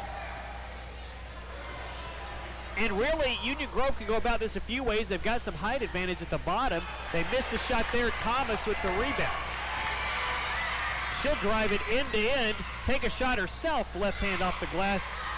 No good, and Brown will pick it up herself and press it into the front court. Shot on the way for Union Grove, no good.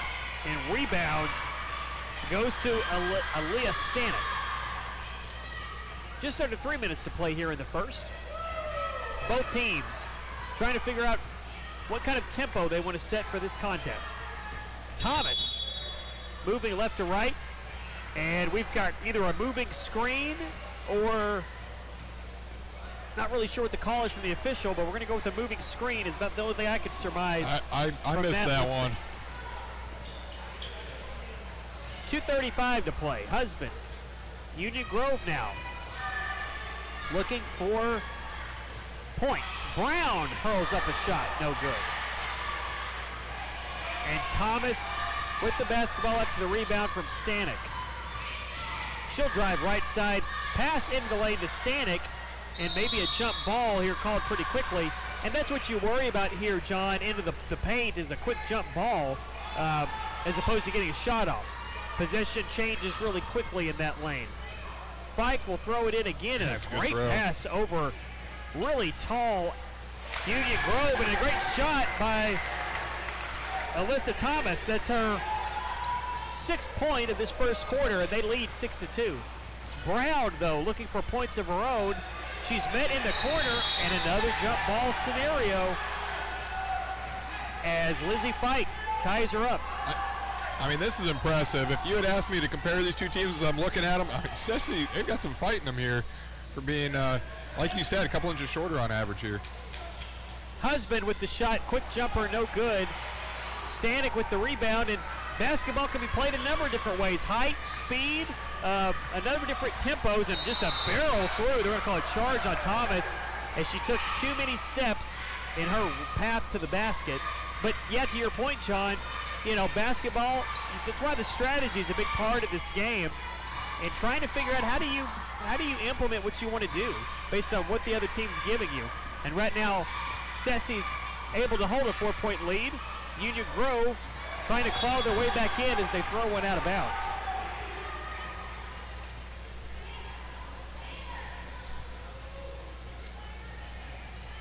Very well attended contest, this one, as we get close to dinner time. Glad you could join us at the gym here, but also online. Stanek. Actually, Lizzie Fike loses the basketball there. Brown tries to toss it back in a fast break. She's met by Alyssa Thomas' defense. Speaking of joining us online, if any of you are interested, all the games last night were also broadcast, so you're welcome to check those out as well. Yeah, if you're looking for a recap of last night, find Scott West on the call. Tonight, you'll find him at Maryville Christian. It is true. Actually, you'll find him at Eagleton with Maryville Christian. Ah, yes. Husband with the shot up the inbound. It's good. Quick shot by Holland Husband. And Union Grove cut the lead to 2 with just 60 seconds to play here in the first quarter. Our championship matchup tonight between two teams with, as John said, a little bit of a different makeup, but both found their way to the tournament final. Yeah, they're here for a reason.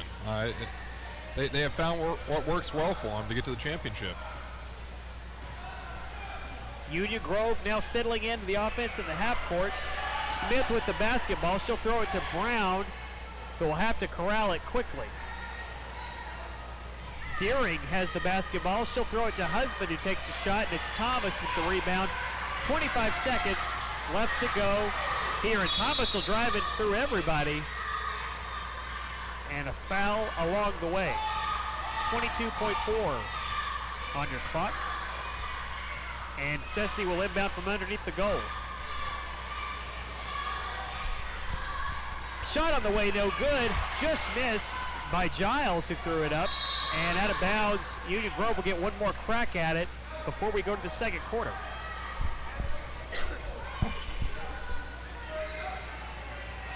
Brown pushes it across the time stripe.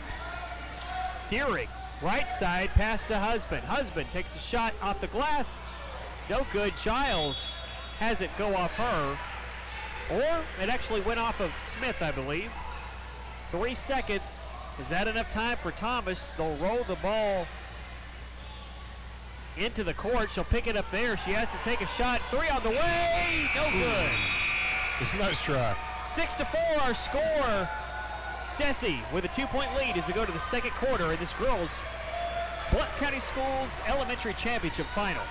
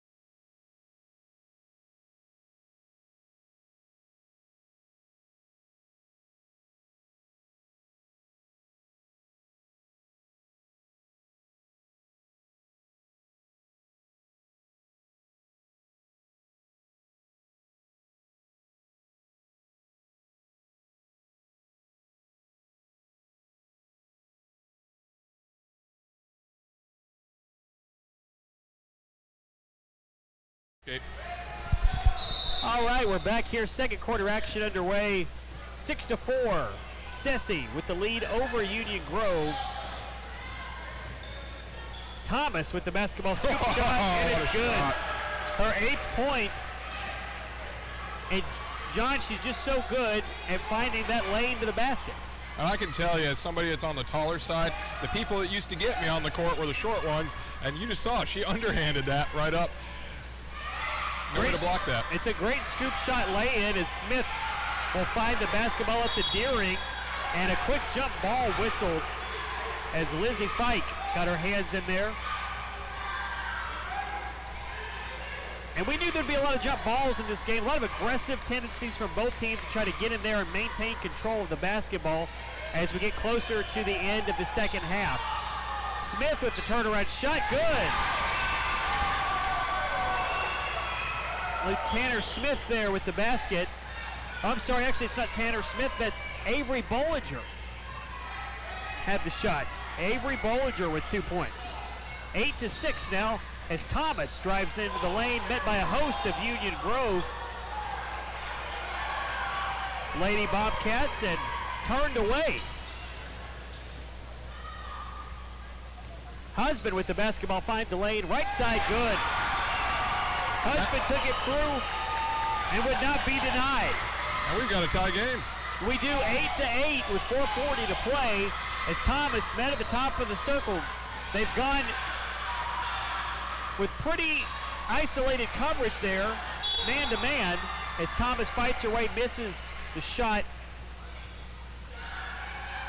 Not a lot of double teams to start for Union Grove. They're kind of waiting for Thomas to break through, and then they're converging into the paint. Open underneath is Giles, and at the last second, Fike decided to go to Thomas. It looked like But this Giles had a was in the push-off. paint for a while. Yeah, absolutely. And now Union Grove potentially looks like they, well, no subs for this time around. And they're going to call a quick walk, and that's been something the officials have called throughout this tournament, John. When we see gravity take its toll, it's a whistle the officials aren't afraid to make. As Spike will throw it in, Giles catches, and a great defense by Bollinger to keep that shot from happening. Thomas will carve her way through, kick it back outside, shot no good. And again, Sessi with the rebound as Thomas waited underneath to get that ball back in the paint. And another walk called as again, John, we see gravity playing a role in this contest.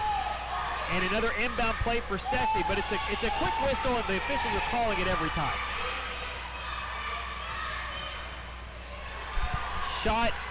Stolen underneath by Union Grove. As they're looking for points now, they've cut into this 4-point lead to start the quarter. And they might take the lead here soon. If not for Sessi's quick defense there. Thomas makes her way left side. She'll carve in right side, throws it up, and unable to connect it. John, we've seen that a few times too. The paint's not really open. She's taking shots, or Thomas is taking shots maybe outside of that regular layup lane. Yeah, I think that's what you have to do because Union Grove, I mean, they're pushing into the paint. And for Union Grove, they've taken a few outside shots off the block as well as they lose the basketball. So really not the normal shots that you would find, and that's what you expect defensively in a championship match like this. Absolutely. Both teams trying to play to their strengths, which is it's neat to see. Thomas met at the front. She carried the basketball as pressure was applied by Smith.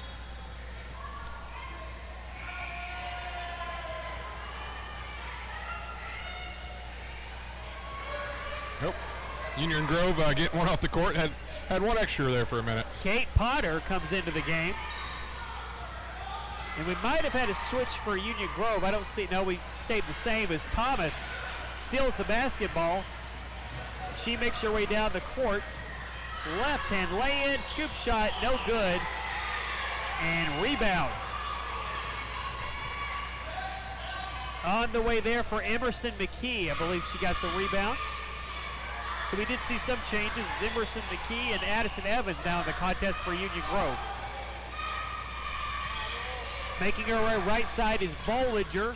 She didn't like the lane, and really good pressure from Sessi to come out on the top of the key. And really in isolation from that point, and almost daring Union Grove to shoot from that length. They will not. Not taking an outside shot from the top of the key yet. They'd like to get a little closer. Right side, Bollinger thinks about it, but then puts the ball on the ground to drive in, and a quick foul call, I believe, is going to be the whistle. They called the travel. Well, we'll see what they do here. It looked like a rough. Yeah, Bollinger hit the ground hard, and she'll get a hand of appreciation from the fans here that heard that thud loudly. Yeah, I was a little surprised to see it as a travel because I thought it got a little grabby, but glad she appears to be okay. Again, most of the contact tonight on the ground. You know what, we're going to take a timeout, take a quick second. We'll see what happens next. We got a tie game here in this girls' championship. We're going to take a quick minute. We've got a couple of sponsors that have been helping out. Blount County Athletics for a while. One of our big ones, GT Shelley Enterprises. GT Shelley, you've heard about them for 4 years, helping out Blount County schools. Lawn care, landscaping. If you need your leaves removed, if you need any sort of yard work done, if 2025 is the last year that you want to do yard work, call a guy over at GT Shelley Enterprises. He'll do it for you. 865-441-6999. Absolutely. Great work. And if you, it's people don't realize landscaping goes on in the off season as well. Oh, yeah, absolutely. As somebody that owns a mower repair shop, I can tell you it's year-round. You got a mower repair shop. Actually, I've got a spark plug loose on one of the old snappers. I might need to take a look at it. We're back here 8-8. And it's great to watch some BCS basketball. Kinsley Thomas misses the shot, and that ball will go out of bounds off of her back to Union Grove. Hey, John, 2 minutes left to play here. Both teams trying to get a lead for that momentum to go into the second half.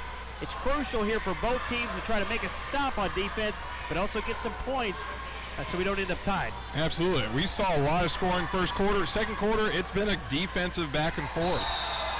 Oh, they're going to get her with travel. Well, to your point, John, filled with turnovers. Either missed shots by both teams due to the great defensive efforts, or what we saw a little bit about there is getting so deep into the paint around on the outskirts and just a quick turnover by the offense. As Thomas presses the basketball left side. She'll look at an opportunity. It's up. No good. And rebound up on the way. Just off the mark. As Stanek unable to connect, and Union Grove quickly down the floor. And another jump ball situation will favor Sessi. Again, John, you were right, kind of stagnant, both offenses here in the second half. Well, I think it's just we're seeing such aggressiveness on defense that we're having turnovers about every 15 seconds here. Dribble drive into the paint, and the ball is just loose. As there was maybe a thought it could have went out of bounds, if I may, for the player's perspective, and because of the dead ball and the kind of stoppage of play, the inadvertent whistle, as it were, there's a chance for players to come in as Claire Mayberry comes in for Sessi. Looks like we got a shoe tying going on the opposite side of the court here. Indeed. Minute 15 to play here in this championship final. Ball comes loose in the paint as both teams scramble for it. It's a toss-up as Fike had her hands on it with Smith, and it'll end up being Sessi basketball again.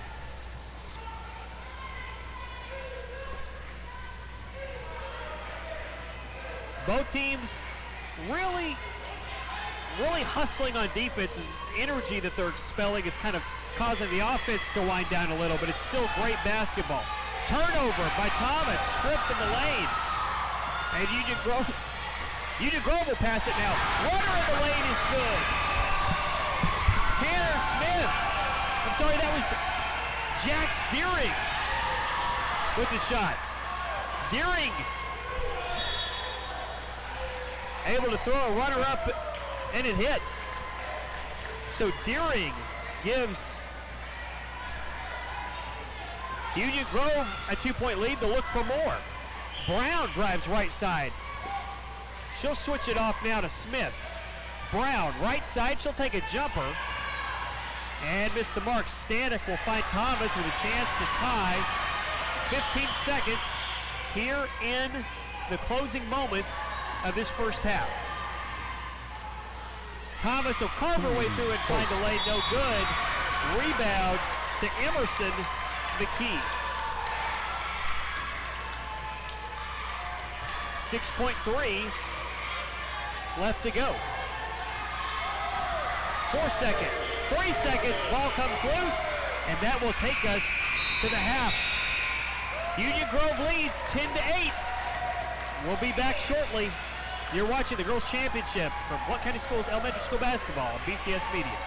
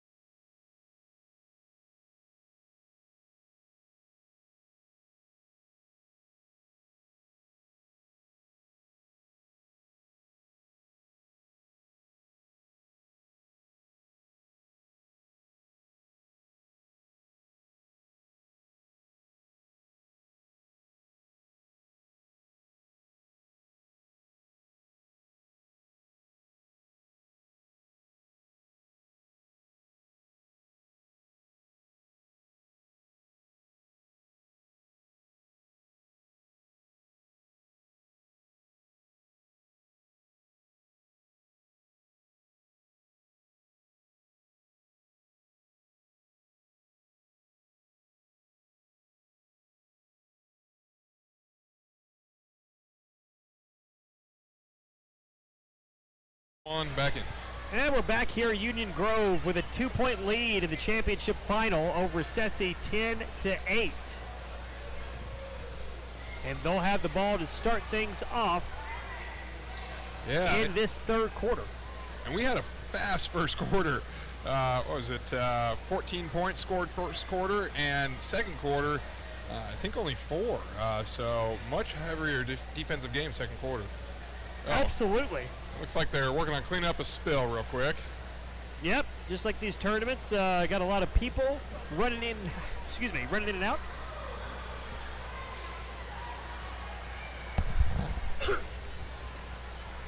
Cleaning up some great graphics there on the baseline, John. Great graphics brought to you by the fine people at PrintFX. I see what you did there. I love it. Yeah, PrintFX been a longtime sponsor of our Blount County athletics. Logos look great, jerseys look great. Both teams look great as we get set for our second half. And a quick foul by Giles. I'm sorry, yes, that's Giles. Oh, no. Yes. That's what I was about to say. An offensive foul. It's not Giles. They're going to call an offensive foul. That was surprised me for a second. That's right. They got to figure it out. So Sessi with the basketball as Kinsley Thomas looks to add to her point total. She's got 8. And she'll drive to the right side. And she'll get pinned into the corner. Good defense by Union Grove.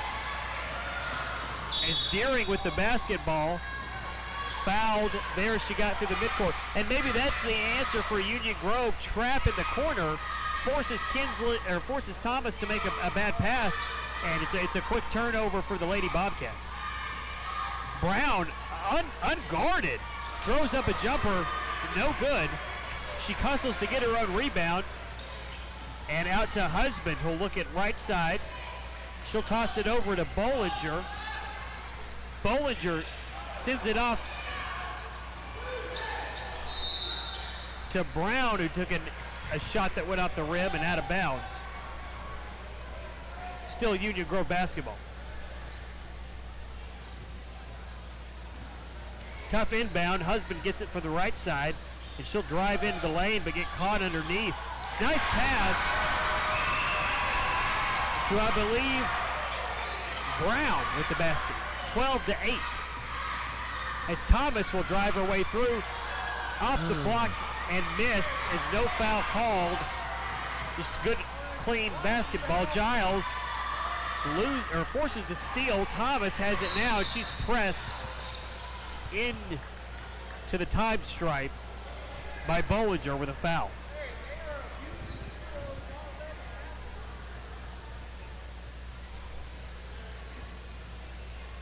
Moving quickly through this third quarter.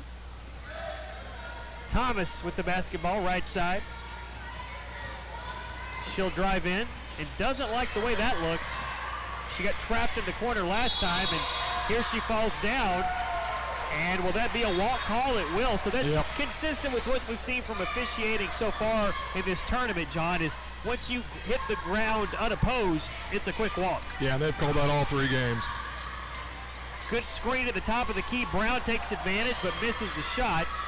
And it's a rebound to Sessi as Thomas will receive the pass, and she'll make her through. Left hand, no good. Brown fights for the board and comes up with it quickly. And Union Grove, quick moving. Basket and more. As Holland Husband able to carve her way through the defense and have a chance at a 3-point play. I think Union Grove has figured out that if they're just aggressive in there in the paint, they've got the reach advantage, and they're using it. We'll see how much longer height continues to play a factor for Union Grove. This is their first or second time at the line. As Husband will take the shot and miss, fights for the rebound, and Union Grove loses it out of bounds. Kind of William Blountish colors. Indeed. Blue and orange. And an illegal screen by Giles. That was a quick call as the official kind of had his eye on that. You've got to set that screen, John. You remember from your days, you got to keep the feet set, and you can't advance Can't be moving. into the player as the person you're screening for continues to move. And a great screen there. And a good chance for fundamentals through these tournaments, right? Obviously, Brown with the shot there. Both of these teams have done a great job, or they wouldn't be in this tournament final. So you like to see a lot of the fundamentals displayed, but also there's still some teachable moments.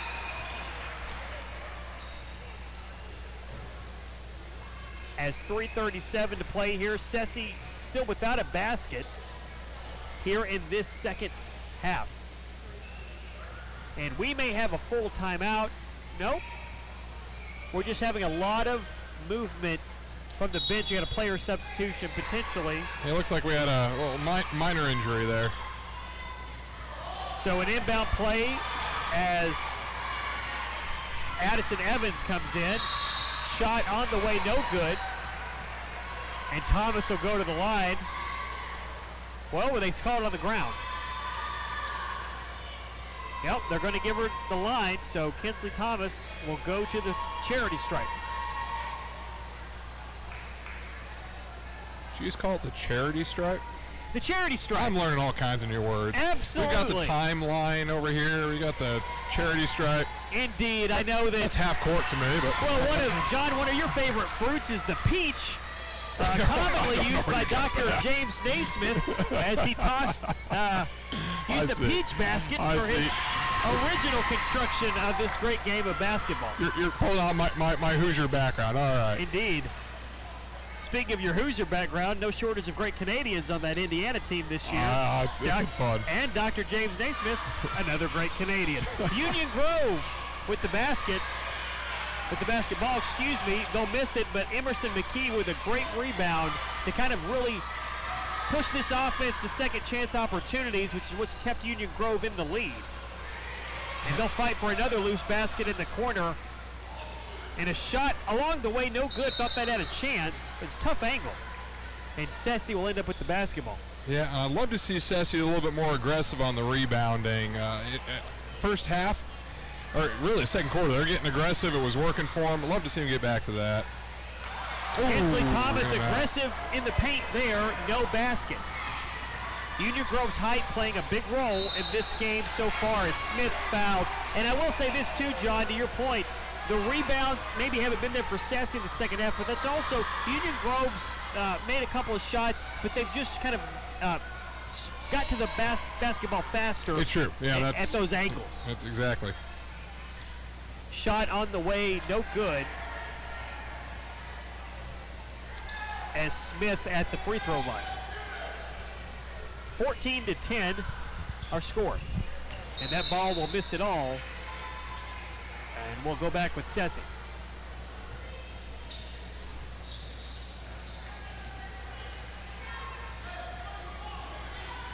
Kinsley Thomas follows a screen left side. She'll carve up the defense. Right hand scoop lay in. No good. Block on the other end. And we can talk about the height, John, and the changes maybe in defensive strategy, but really it's just about Union Grove being in the right place, it looks like defensively, and Sessi's just unable to find a path through. Yeah, it's true. Union Grove is doing a great job with their positioning. As Thomas is fouled, and she'll go back to the line.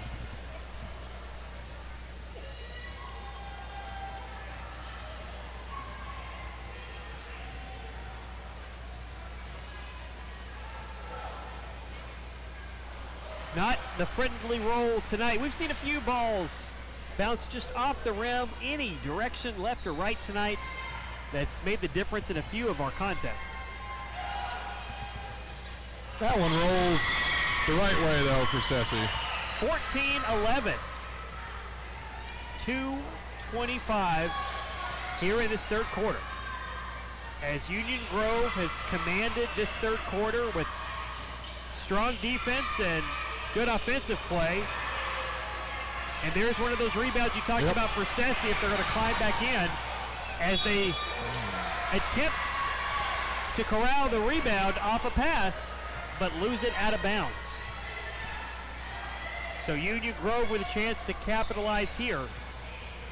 As Deering takes a three-pointer on the way, it's good. They're going to give him 2 from the corner. Our view was a little obstructed from our broadcast position. And a quick foul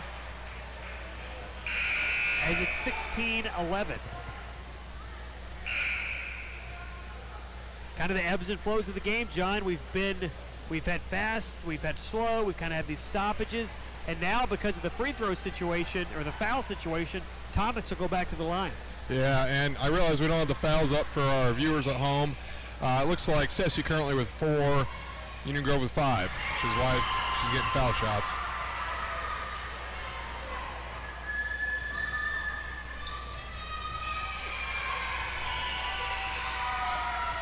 Thomas with 2 free throws. Brings it within 3. 16-13. As Deering dishes it off. Bollinger with it now to Smith. Corner shot on the way, no good. Thomas with the rebound. And she'll look to push it herself to the left side. She's got a lane. Scoop lay in, no good. And just as quickly, Smith with the basketball. Now into the front court for Bollinger, but a tussle on the ground. And Ceci comes up with it. And they'll be rewarded for that aggressiveness with another jump ball possession. Under 90 seconds to play here in the third quarter. Screen right side. Thomas follows it. Runner on the lane. No good. Union Grove standing tall once more. 60 seconds. A little over 60 seconds here to play in the third. As the Lady Bobcats are trying to find some points to pad their lead. Up by just 1 possession now. And John, this is where we get close to this last bit of the third. Looking ahead to the fourth, this minute is really crucial for the momentum of what's going to play out over the next 8 minutes. Absolutely, and I was just about to say all 10 have been on the court for a while now. Union Grove substituting 1 there.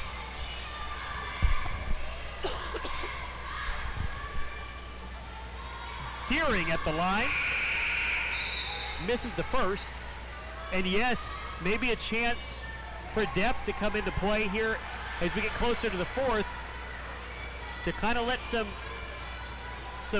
breathing to happen here at the end of the third. But like we talked about, John, shot on the way, no good from Deering. You still need points, and you still need aggressiveness here in this last minute. Who's going to take it? Ceci with the basketball left side. Thomas throws it over. Stanek has the basketball. She'll swing her way out. Giles with it now, trying to find Thomas, but it's Brown who comes up with it. She'll press it into the left side. Under 40 seconds here, and we've got a foul. Much to the excitement of Union Grove and to the chagrin of Ceci. I don't know how to spell chagrin. Chagrin. Don't ask me how I know that, but there you go. Well, you're the teacher, John. I'm just here to learn.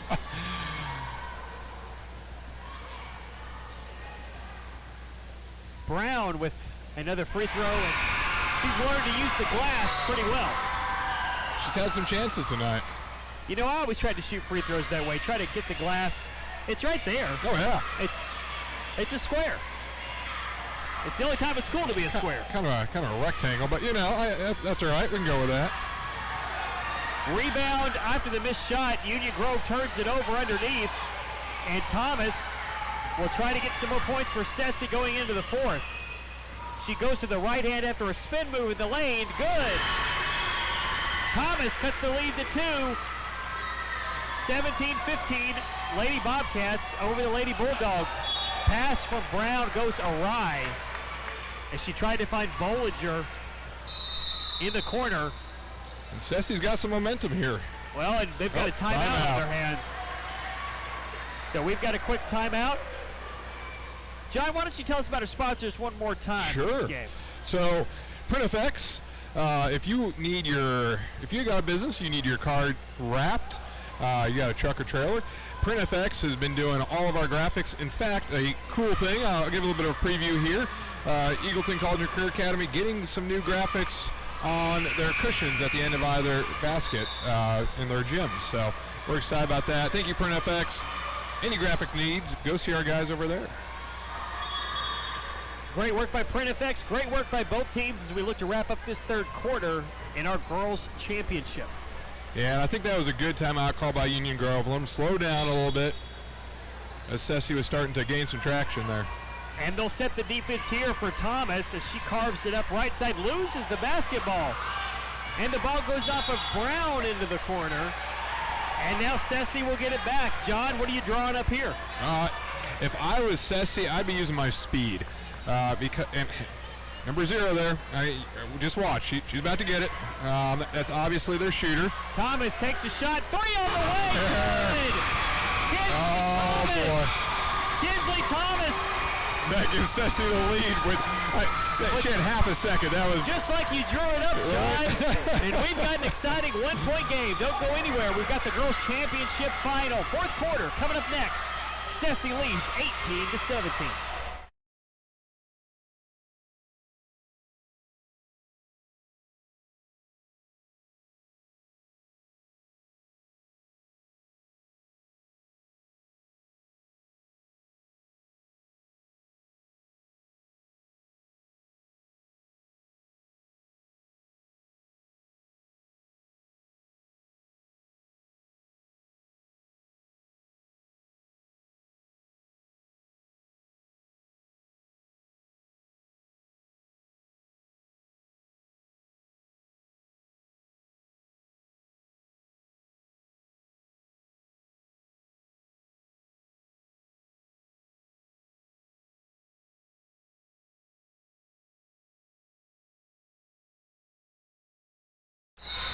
All right, fourth quarter, 6 minutes to decide who will walk away with the title from this tournament. Kinsley Thomas with a big 3 to end the third to give Ceci their first lead in the second half. Union Grove looking to take it back. And they'll fight through the lane. Shot up and good. It's Tanner Smith. I'm sorry, that was Colin Husband with the shot, and that'll give Union Grove the lead. As Thomas is fouled. She's about to get 2. Well, I thought that may have been a ball shot or a palm ball there, but they're going to call it a foul. So it's interesting, from our vantage point, we can't see everything the officials can at eye level.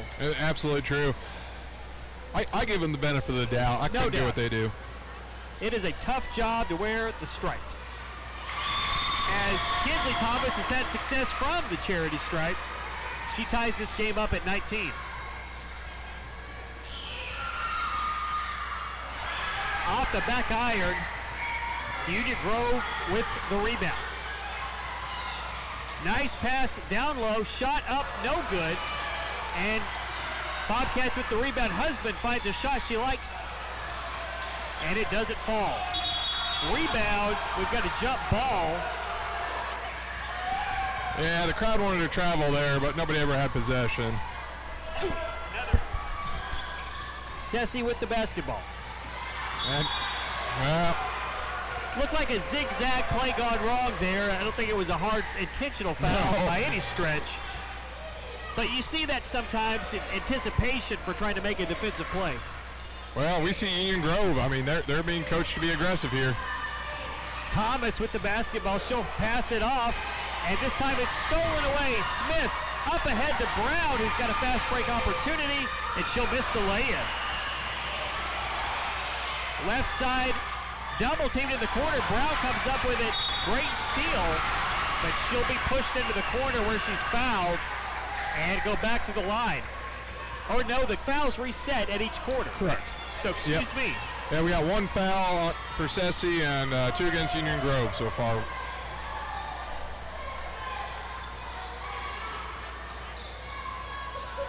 Shot up on the way by Husband is good. Great inbound play, works to perfection for Union Grove. And a 21-19 lead. Thomas will move left side, and she'll carve her way through the defense. Left-hand lay-in is good. Oh, what a game. Kinsley Thomas will not be denied. She scored the last Well, she scored 19 out of the 21, I believe. Yes. Husband with the shot. This one off the high arcing glass, but it's no basket. No basket. Yeah. They're going to say that it hit the top of the glass. And, John, as you know, that is an immediate dead ball call. Yep, out of bounds. Great call by the officials. And they made that call quick. They did. Yeah. We are tied at 21.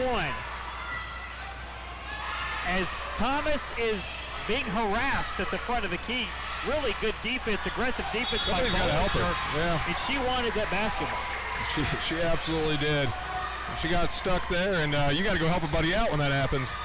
Well, and effectively, Union Grove is choosing not to double Thomas and let Bollinger handle the defense. As she'll take the ball left side here, and Smith will chuck up a shot just off the mark. Deering finds the board as Bollinger takes it now. She'll go back to Smith and just can't find the look from that left side. Thomas moving now up the court right side. She'll go to the left hand and take a shot, but fouled, and she'll go to the line. And this is where we see kind of the teeth of the defense kind of coming apart in the second half as Thomas is able to carve through there and get that foul call.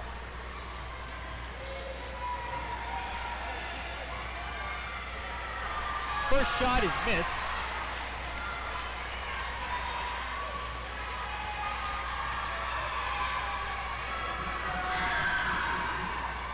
And Thomas can't find the second. Bollinger with the rebound. Still tied at 21. Shot on the way from Husband, no good.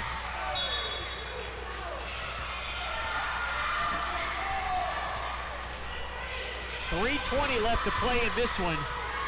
And Union Grove still might be able to find that shot from the left side. Most of their baskets have been for the right as the ball skirts free. They've really attacked the right side of the paint, at least from our vantage point. For Sessi, it's been a spattering of few outside shots, some free throws, and really kind of a dribble drive to the left. I'll tell you what, we'll take a quick timeout and come right back. Don't go anywhere.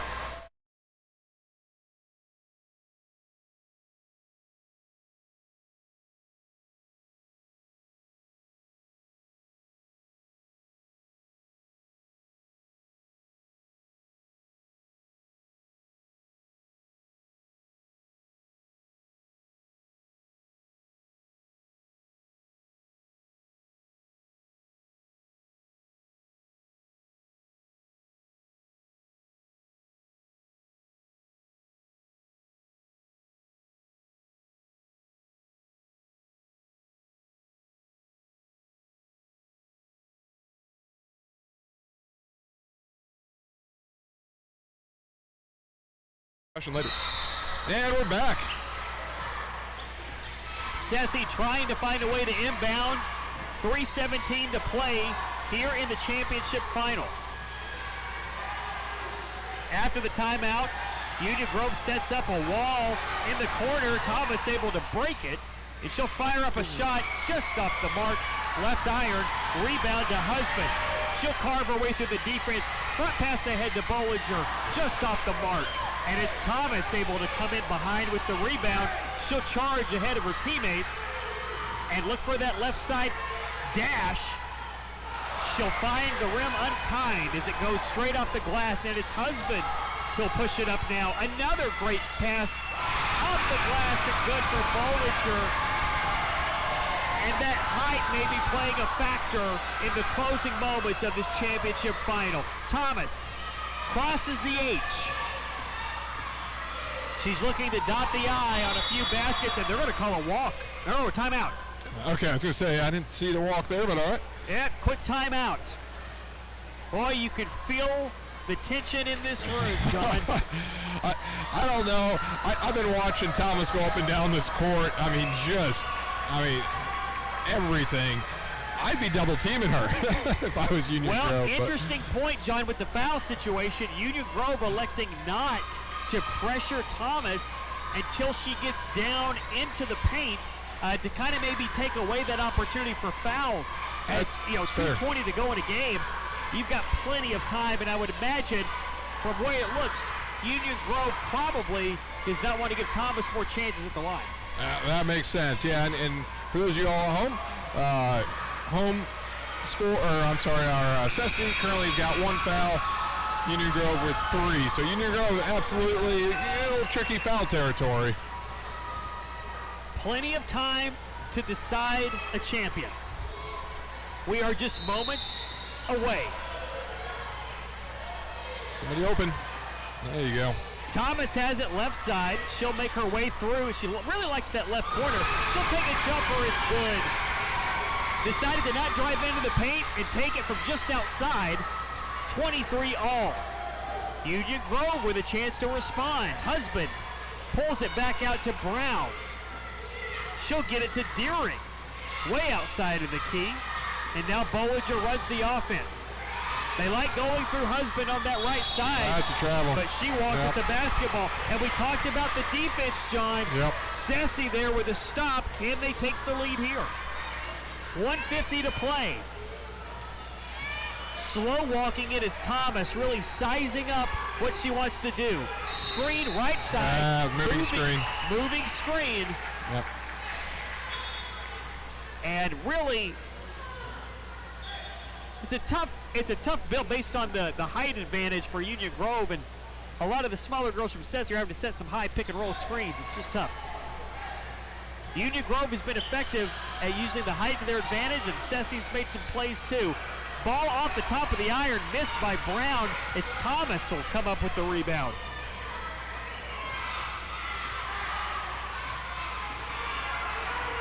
She'll be met by Bollinger, who's played really great defense in this one.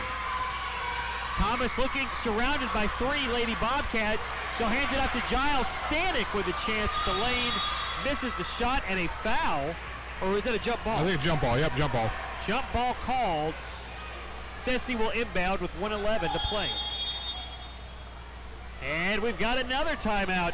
All well, right. You can't take them with you, so you might as well use them. In fact, we'll take one as well. 1:11 to play, 23 all. We'll be right back in the girls' championship final.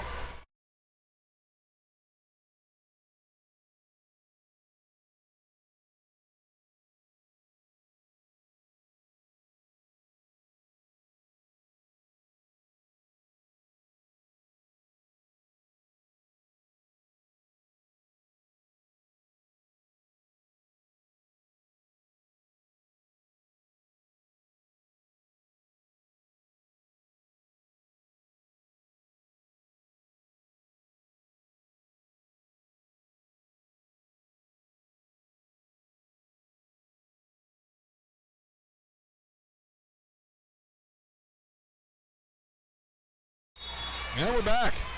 1:11 left to play. Ceci trying to find a solution. They'll hand it up to Thomas off the glass. No good. Rebound to Smith. And a little bit of a miscue there for Union Grove, but they're able to corral it as we're under 60 seconds.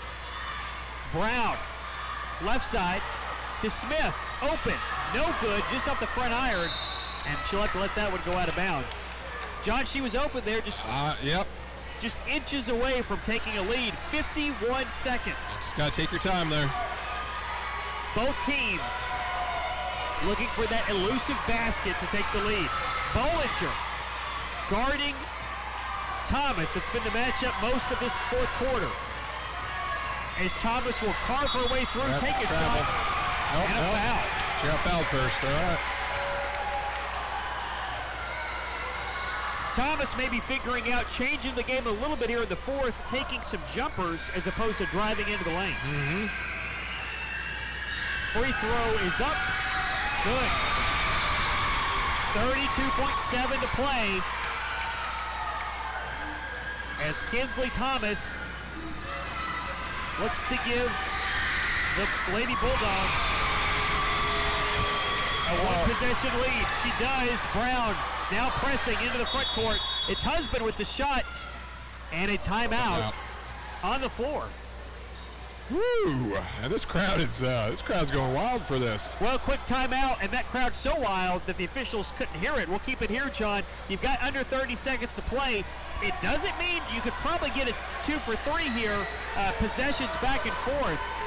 Given the foul situation, Lady Bobcats have 4 already, so you've got 1 foul to give before you send Sassy back to the line. That could work in their favor if they're unable to get a basket here. Similarly, if they do score, Sassy has the opportunity to drive, get that foul call, and get back to the line. So really fouls playing a huge role in this quarter as we look at 30 seconds left to play.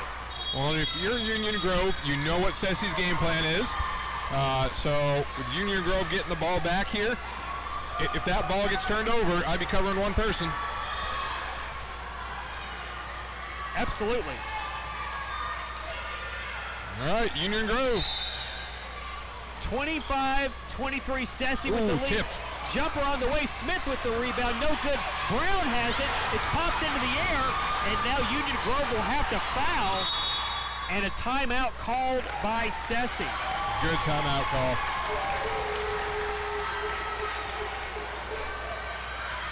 Nope. Okay, yep, timeout. So 18.9 left to play. Brandon Keys alongside John Covey here. Thanks for staying with us here all night. We've got an exciting girls championship final. Sassy will have the ball coming out here. And John, you got to think that Union Grove is going to look to get that foul and send them straight to the line. Absolutely. They've got to get that ball back.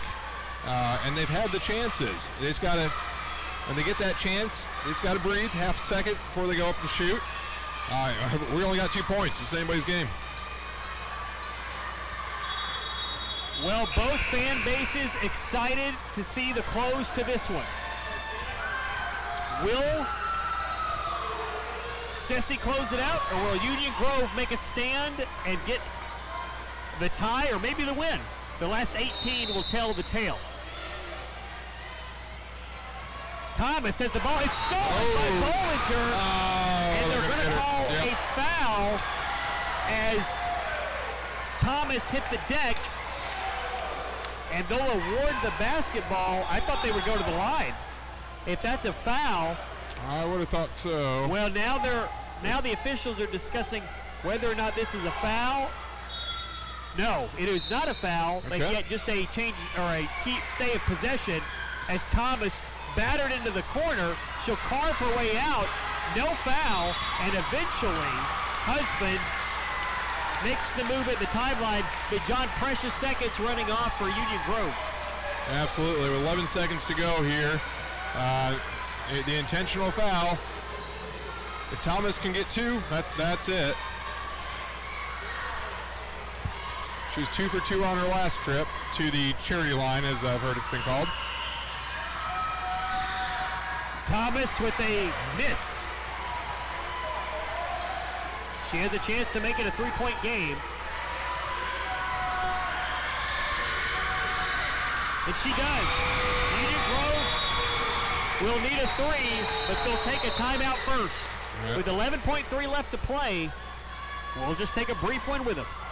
And you got to think, if you're Union Grove, you got one chance at this, right? I mean, 11 seconds, you got one shot. Well, we'll keep it here and talk about it, John. What do you do here? I mean, you got to beat the press. Ideally, you don't want to, if you're Sassy, you don't want to let them walk. You want to run time off the clock to run Union Grove up. And if you're Union Grove, you want to beat that as fast as possible to give yourself 1 to maybe 2 chances to have a 3. Yeah, so I would have, obviously, whoever's inbound it, I'd have somebody about mid, and then whoever your best 3-point shooter is, I'd be throwing it to them pretty quick, try to get a shot in, and just going for rebounds at this point. We know that Union Grove has time to shoot. Sassy has not been terribly aggressive at the 3-point area, so we'll see what happens here. That we will. Brown with the basketball. She'll make it right side. Over to Husband. Husband with a chance. 3 on the way. No good. Rebound to Sassy. And a jump ball's going to Union Grove. The jump ball will go to Union Grove. Smart. So 8 seconds to go. They've got a chance. And another timeout. I got to ask, how many timeouts are there in elementary? Because this feels like a lot. Well, you can't take them with you, John. I know I keep saying that, but I'm not telling you how many there are. What is it, 10? Is it?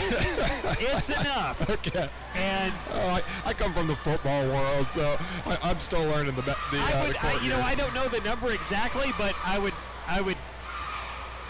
gather to say I'm sure Union Grove's glad they've had them all here as we get close to this. They've utilized them, and so is Sessi. I think both coaches have tried to implement these timeouts judiciously, but they do seem to pop up a little bit more here in the fourth.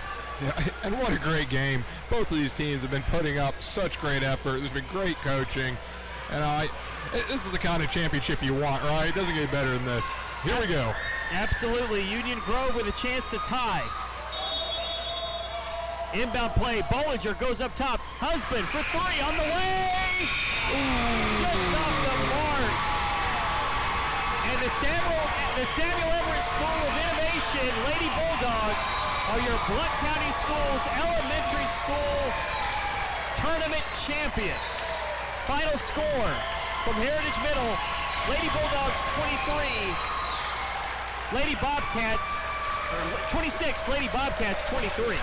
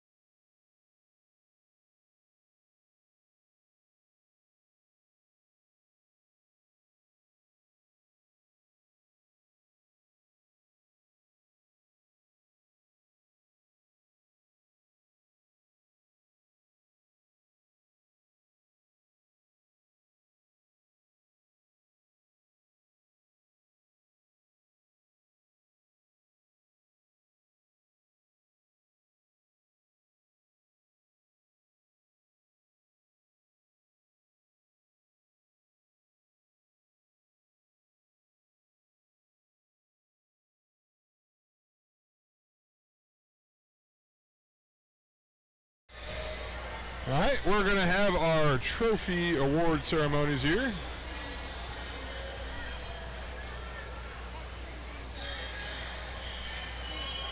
At half court, we have Director Ridge. And your runners-up, Union Grove Bobcats. Well played. The game could not have gotten any closer. These ladies have nothing to be ashamed of. They should be proud of all the effort they gave.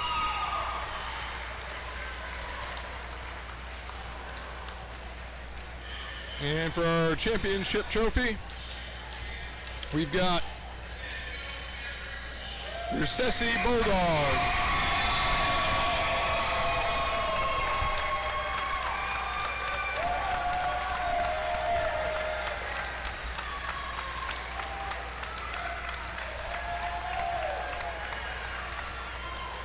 All right, folks, we're going to take about a 10-minute break, intermission here. Coming up after this, we have our boys championship, Eagleton versus Carpenters. We'll see you in a few.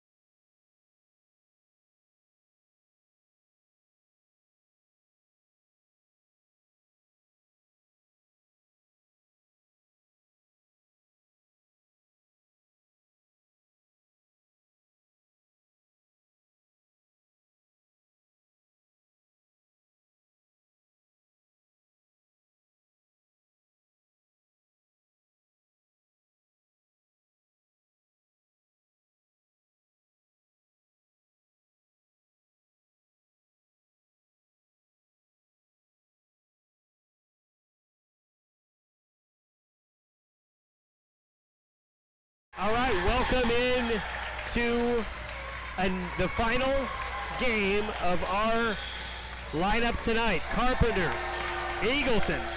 We've got a great final, but John, would be remiss.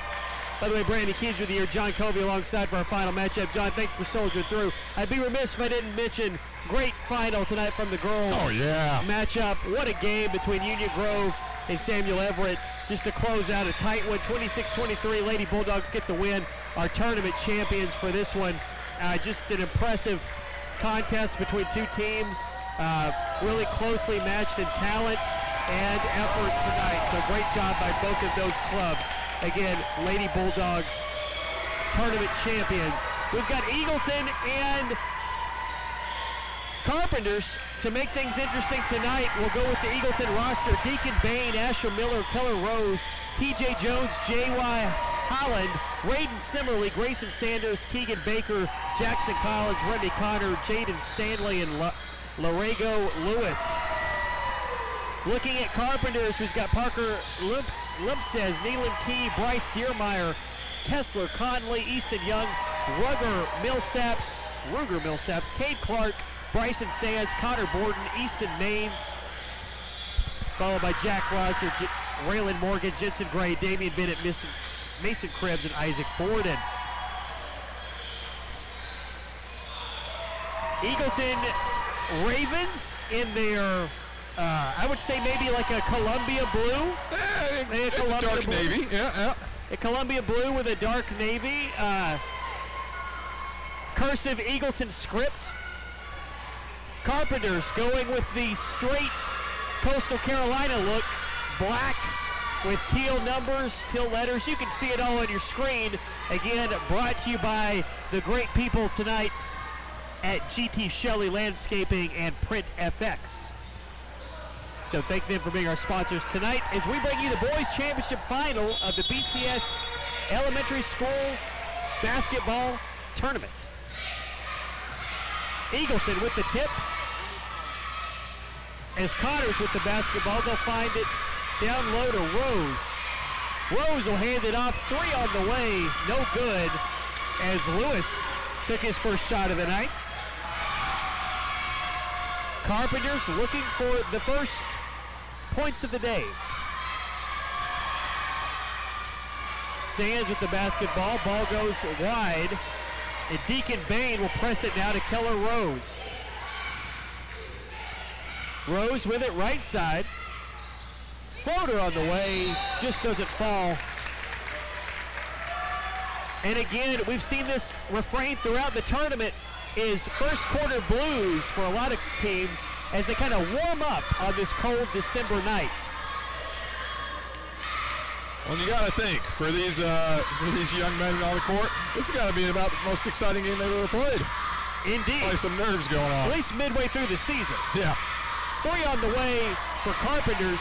No good. Lewis fights for the rebound. And to your point, John, a lot of excitement about this contest coming up as this tournament has been filled with great basketball, and we're seeing more of it now.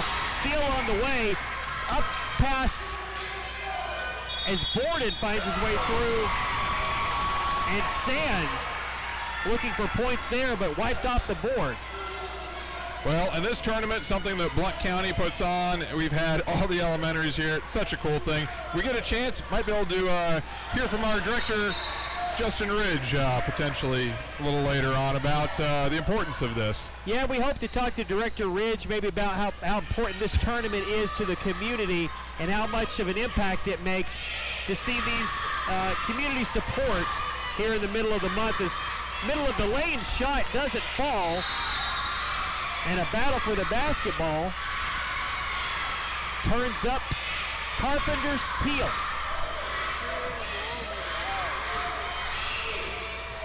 Both cheer teams, John, on the side of this, we may have maybe a little bit less of a gym full of fans here, but both of these schools brought the cheer squads. Yeah, so during a break, we'll highlight the cheer teams. Absolutely. Rebound on the way from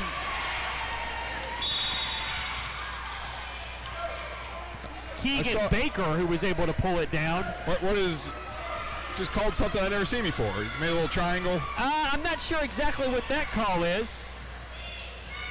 Might have been ringing the bell. I'm not sure. But Eagleton presses on as Carpenters with a quick trap in the corner. We've seen a lot of that defense as Baker blocked.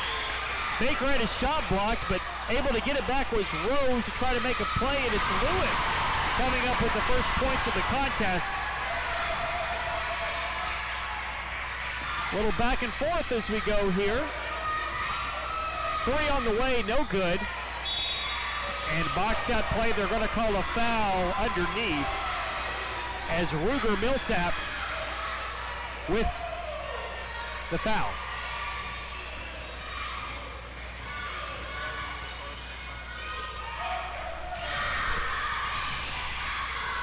Eagleton now moving right side, Bain with it. And he'll find Rose, who's carved a nice niche out in this tournament. He's made a few great plays. He'll miss the shot there left to right. And it's Carpenters pushing into the front court. 3 on the way. Good! Connor Borden dropping it in from outside. I'm sorry, that was Bryson Sands, excuse me. Bryson Sands knifing it through. We'll keep it here, John. 3 minutes to go here in the first quarter. Yeah, slow 2 minutes, no score, then all of a sudden in the past minute we've had a flurry of points going up. Well, and it makes you wonder as this game evolves, what is going to take place? We know both of these teams can score.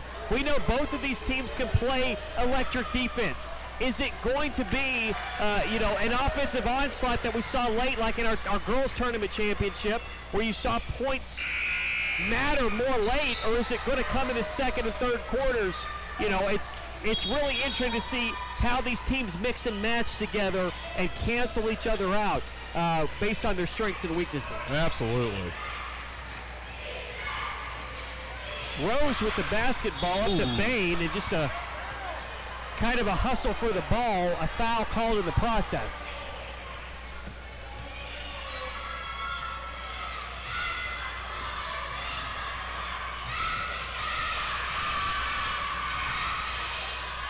Basketball right side to Bain. It goes off his foot and out of bounds.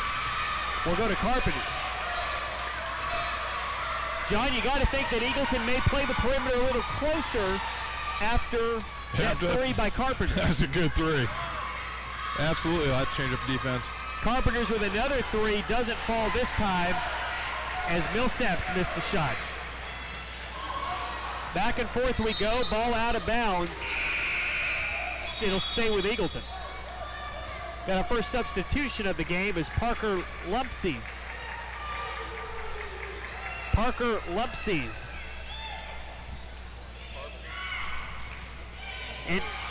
Into the actually, no, that's Neelan Key.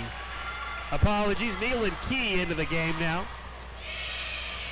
From our broadcast position, a little bit harder to see the numbers. Yeah, getting old has nothing to do with it. Well, old is a relative term, John.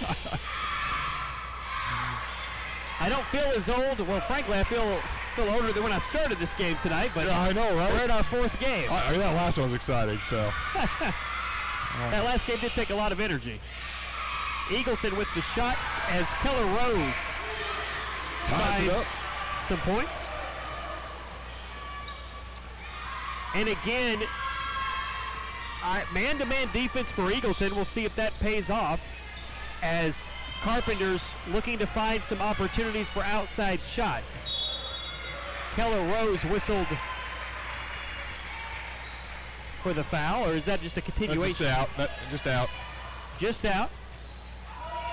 It'll stay with Carpenters. Pressed up, Rose with great defense, but it's Millsaps who comes up with it, and then Bain from underneath the crowd finds the basketball. He looked for Lewis, but it was intercepted. Carpenters now, fast break opportunity. Millsaps in the paint, it's good.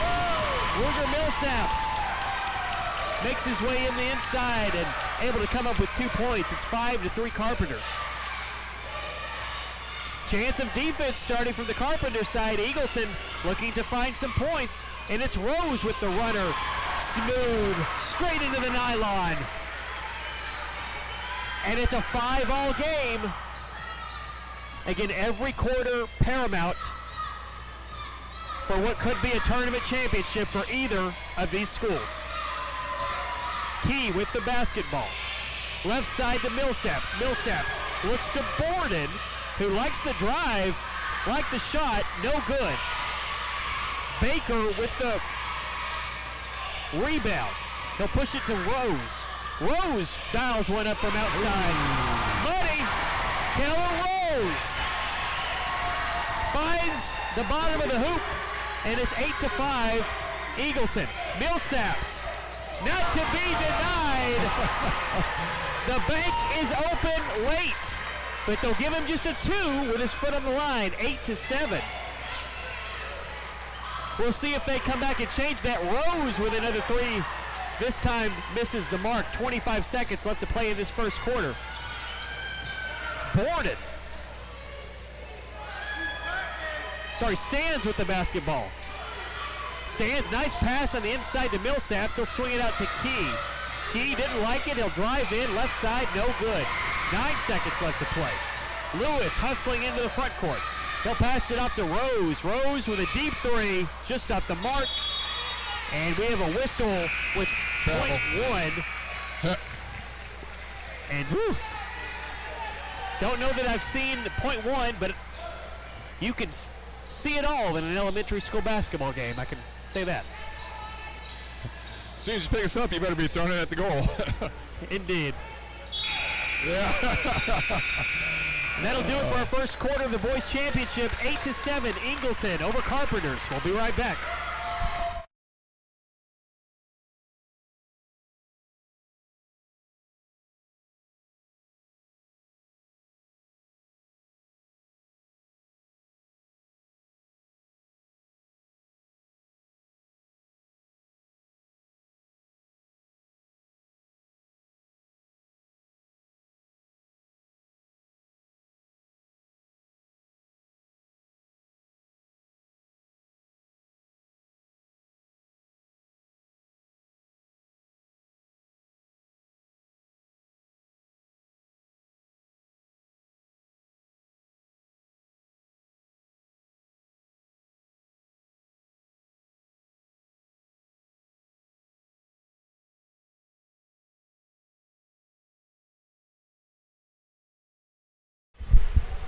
Brandon Keys back with you courtside here at Heritage Middle for the second quarter of action between Eagleton and Carpenters in our boys championship, joined by Director of Schools, BCS Director of Schools, Justin Ridge. Justin, what are your thoughts on the tournament so far? Well, certainly this game and the last game have lived up to the hype. I mean, I expect this one to come down, to the wire just like the last one did in these championship games. We've had 4 great communities represented, and it's clear how strong this Eagleton and Carpenters community is. From the either team scores, and this place is just deafening. Absolutely, it's hard to hear, and Justin, thanks for taking the time as Keller Rose moves the basketball right side, and basketball comes free. We've seen a lot of good defensive plays, but you spoke to it. That's what makes BCS special, right? The opportunity for these tournament games that means something to these communities. You don't see that in a lot of places.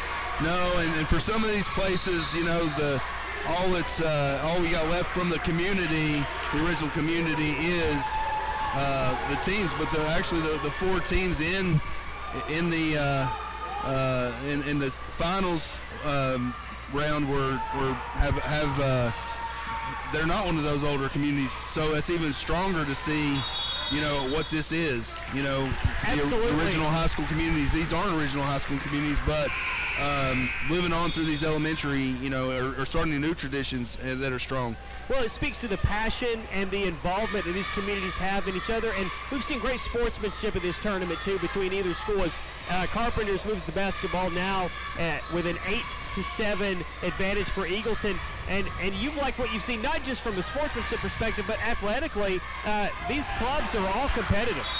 Yeah, and the great thing about Scholastic Sports Period is just developing character. And I'm sure all these students are good students, or they wouldn't be on the court right now.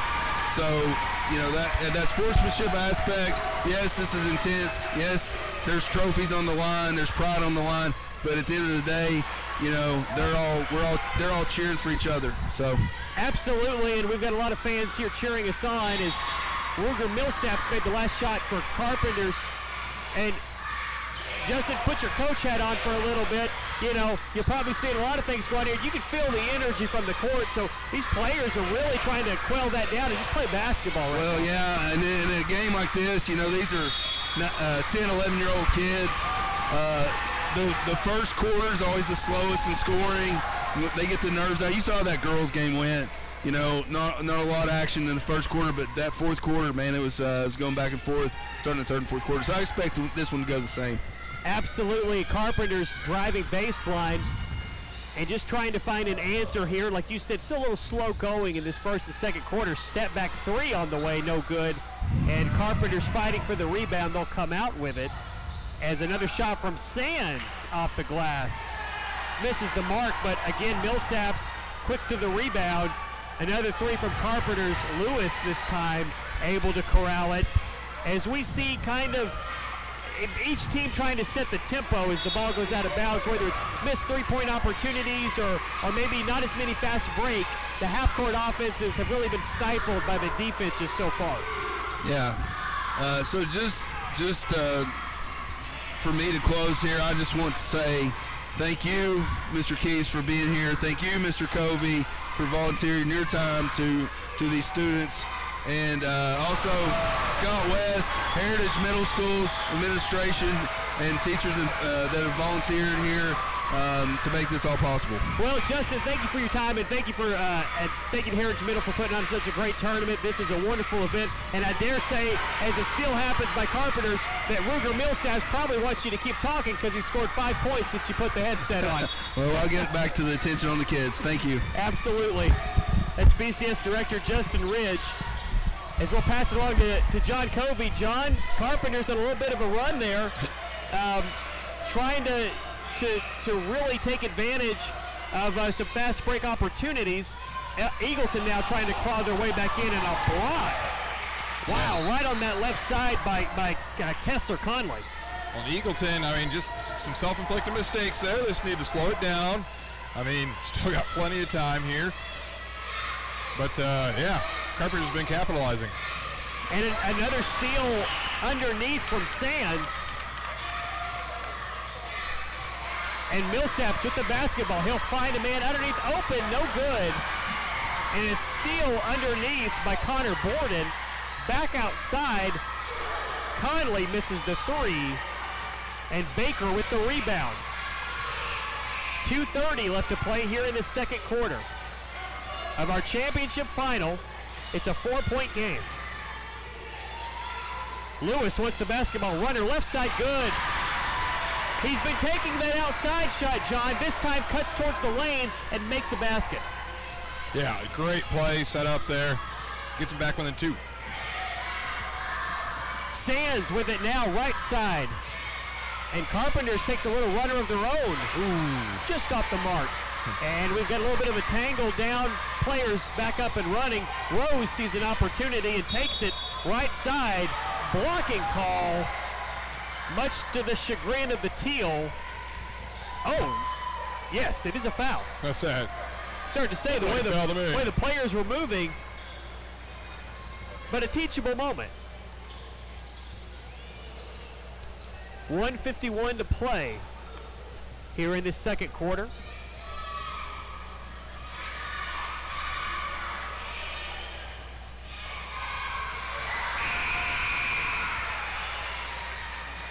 First shot is good for Keller Rose. Substitution for Eagleton. Substitution in. Just came in. Jackson Collins into the game.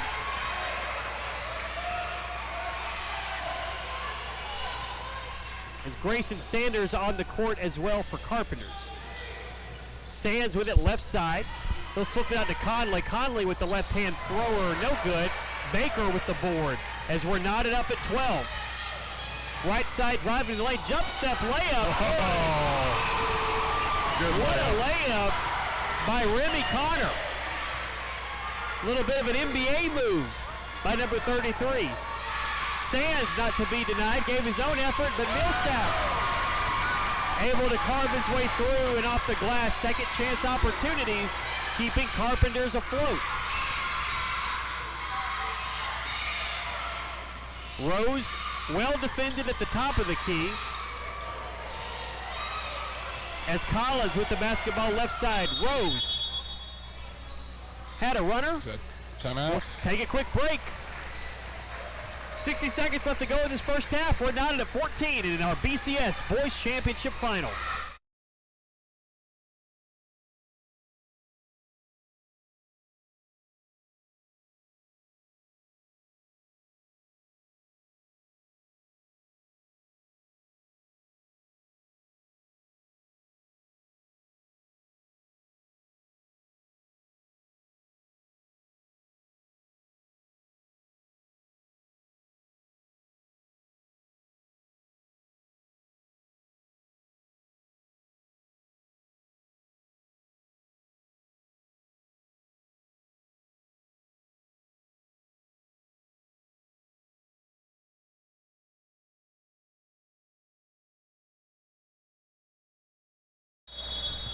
With just a minute to play here in the first half, it's a 14-all game where Eagleton looks to inbound.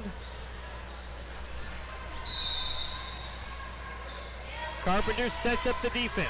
It's Lewis who cuts to the basket. Good. Great play by Eagleton to find that opportunity. Sanders with it right side. He'll wreck a runner of his own. No good. And it's Baker who touched it last, giving Carpenters another chance. Well, this has been an Eagleton run of 6 points, right? Because 10 to 14? Indeed.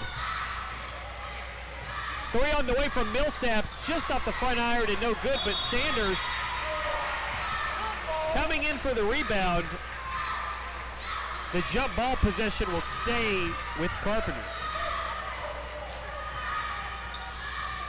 Sands with a nice pass to Sanders, lead in, he'll kick it back out to Key.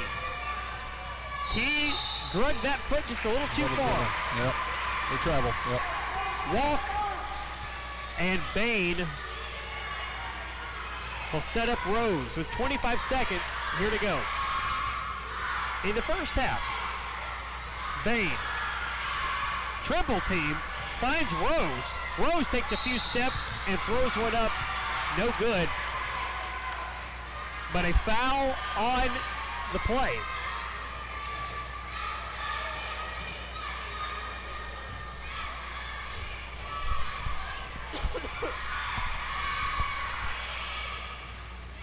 Rose has been great with free throws so far. Make them both. And maybe that's his third free throw today.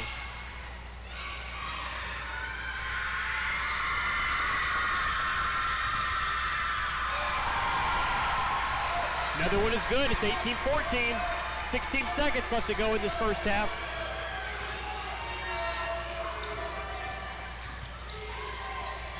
Conley takes a shot wild, but off of Bain.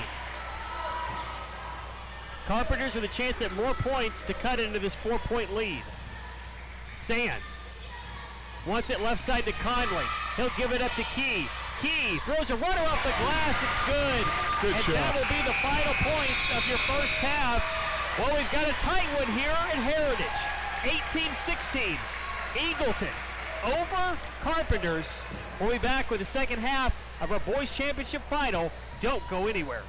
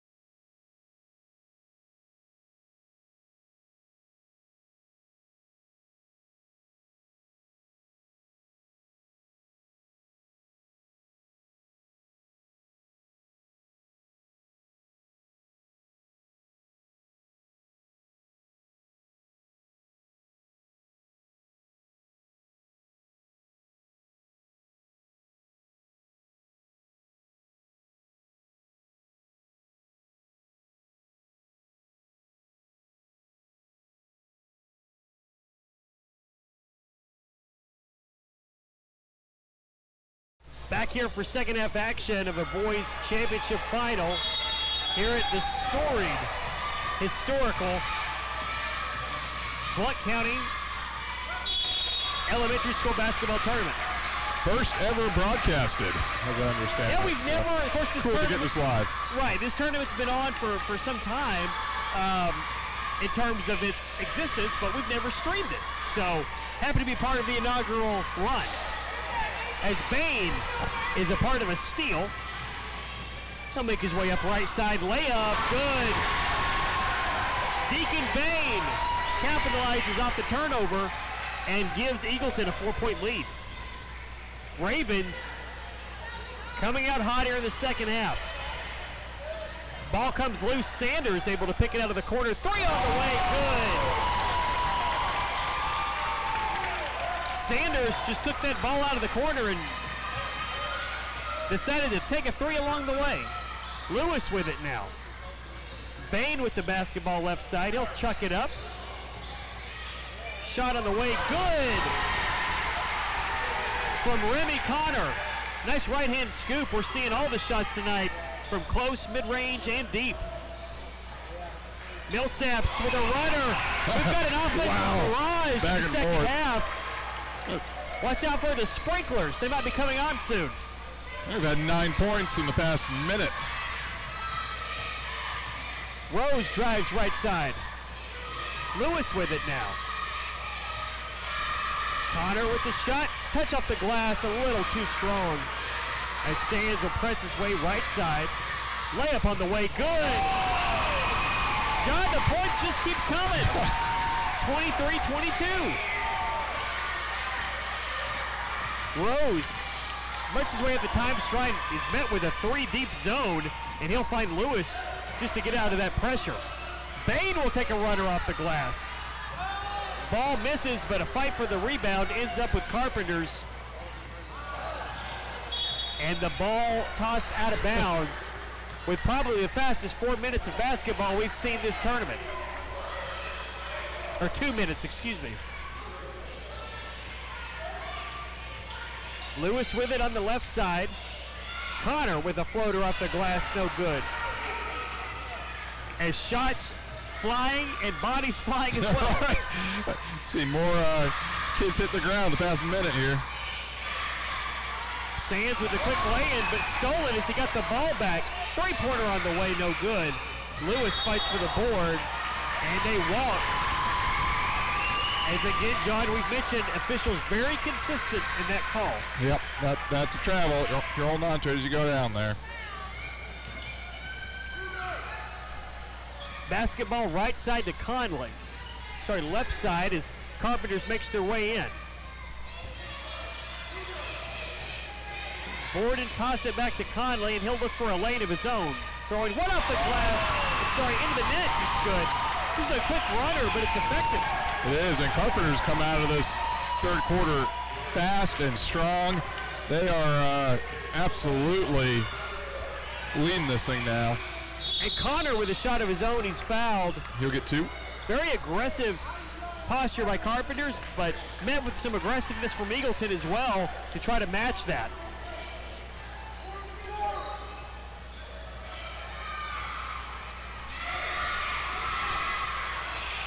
Connor will go to the line. As number 33 hits the 23rd point of the contest.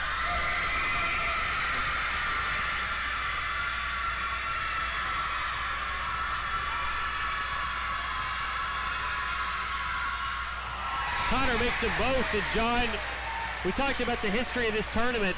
You know, every year since 1991, it's been played. This is the 35th year. That is amazing. For this tournament, and to see it grow and expand like this and just be a big part of the community speaks to just the talent and the interest in basketball in this community, the BCS community as a whole.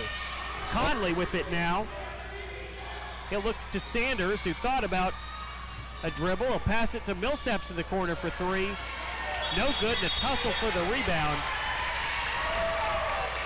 Jump ball. I think go back to Carpenters. Borden had possession mainly, and it'll stay with Carpenters.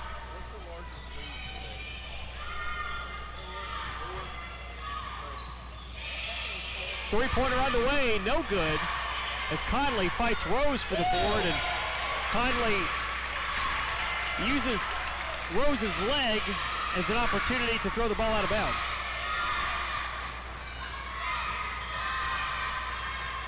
Underneath the basket's a tough inbound. Carpenter's made it look easy. Conley with the turnaround shot, no good.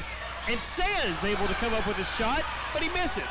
Conley fights for a rebound again, this time unable to make the shot, and a foul call whistled quickly underneath.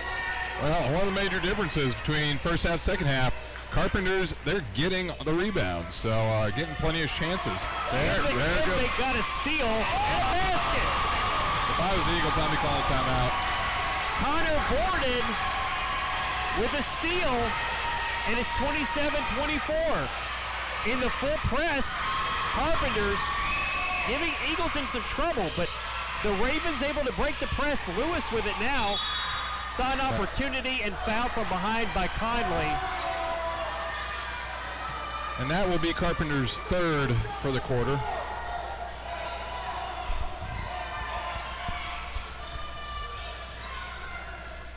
Baker set to inbound. He'll find Connor. Connor for three, no good. Lewis fights for the board, and it's Baker who comes up with it. Too many steps for Baker as he had a Baker's dozen there. Ooh, yeah. If not three. Steps, that is. Substitution into the game for Carpenters. It's number 12, Cade Clark. Sands with the basketball over to Borden. Borden gets in deep. He'll kick it back out to Sands for three. Can't find the mark, and Lewis able to corral the rebound. Good rebound. Rose, right side. Deciding which lane he wants. He'll take it left hand. No good. Sanders with the rebound. A little bit of height in the front court for Carpenters right now. Still not a huge height advantage in the backcourt. Millsaps with the shot. Just can't find the mark as we've dipped under a minute here in the third.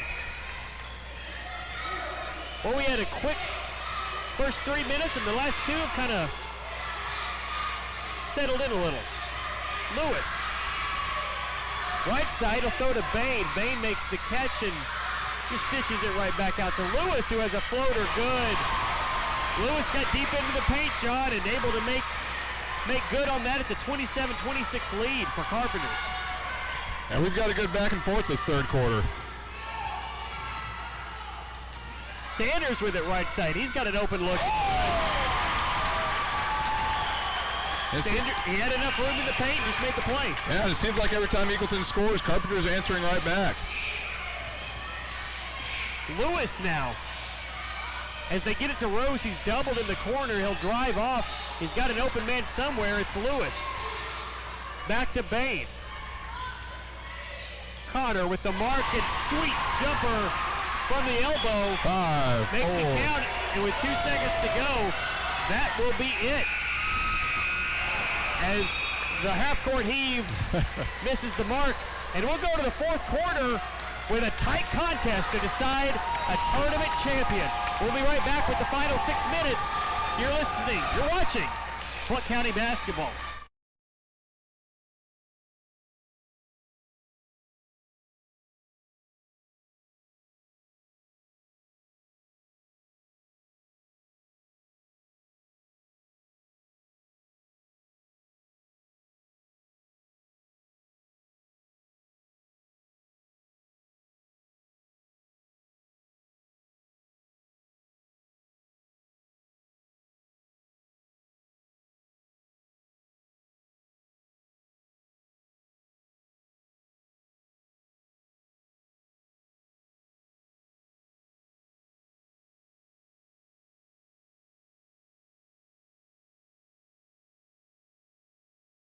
Six minutes to decide the 35th champion of the boys Blount County Elementary School basketball tournament. John, We're in for a good one.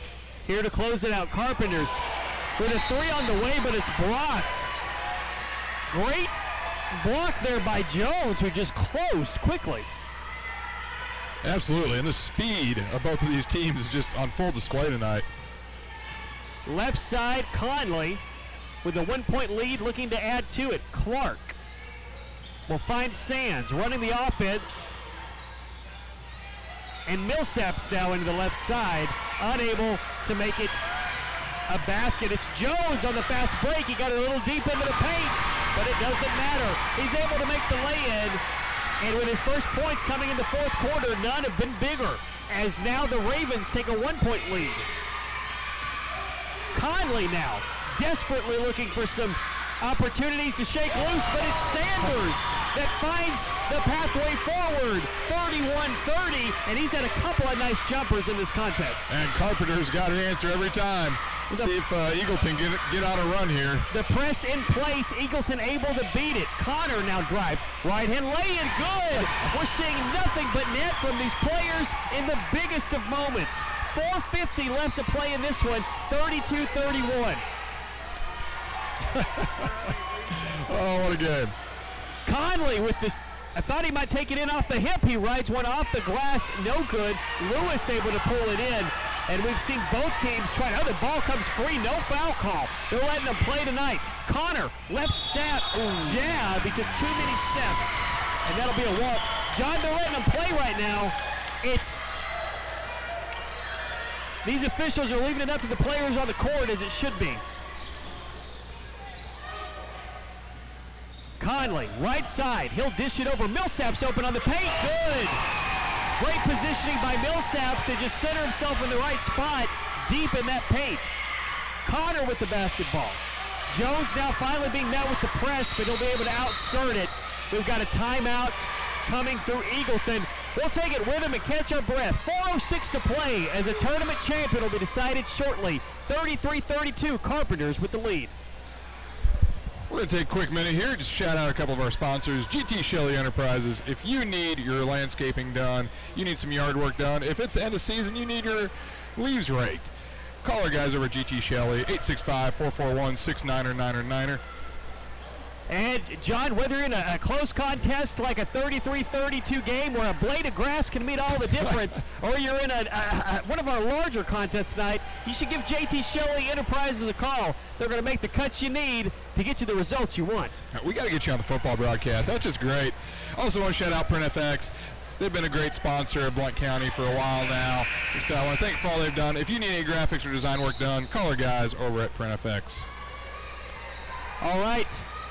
4 minutes left in this one. And if you've stayed with us all night, hey, thanks a lot. Hope you've enjoyed this tournament just as much as we have. Keller Rose with it right side as Clark gives good defense into the corner. Carpenters have trapped really well into that space. Most of Eagleton's points have come in the paint as that ball skirts free, and again another jump ball opportunity. The roar of the crowd starting to play a factor. Both cheer teams for Eagleton and Carpenters playing a big factor on these baseline inbounds. Yeah, I see about 20 cheerleaders on either side here. And all screaming at any given point. Yes, it's very loud here. Sanders able to corral the ball in off of a defensive play. Nice behind the back move. Good ball skills. Conley effective. And he'll dribble it back out to Sands as they lead by 1 point, hoping for more. Eagleton looking to potentially shut that down as we get closer to 3 minutes. Every possession meaning just a little bit more. Clark. Right side to Sanders, who looks for a lane. They closed him up after those first few jumpers. Eagleton's really paid more attention to him there. It opens up a lane for Conley, and he's fouled by Rose. Well, John, you see it there. Eagleton made it a point. Take away Sanders on the jumper. It opened up a lane for Conley, and he took it through. Absolutely. And Eagleton's done a pretty good job without fouling, but first time, Carpenter's up for 2.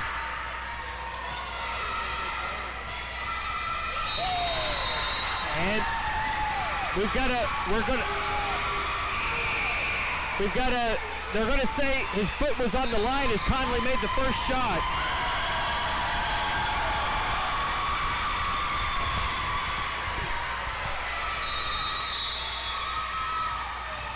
So we'll take a break and a timeout real quick as they talk it over. Carpenter's 33, Eagleton 32.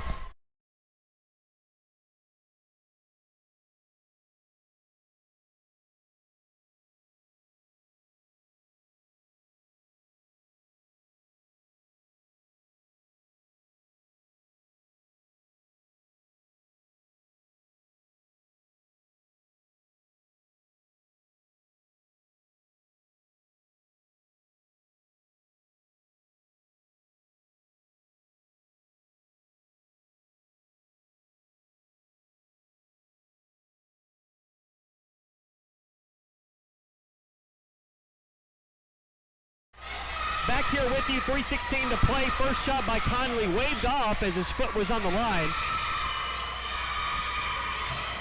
So he'll look to make it a 2-point game.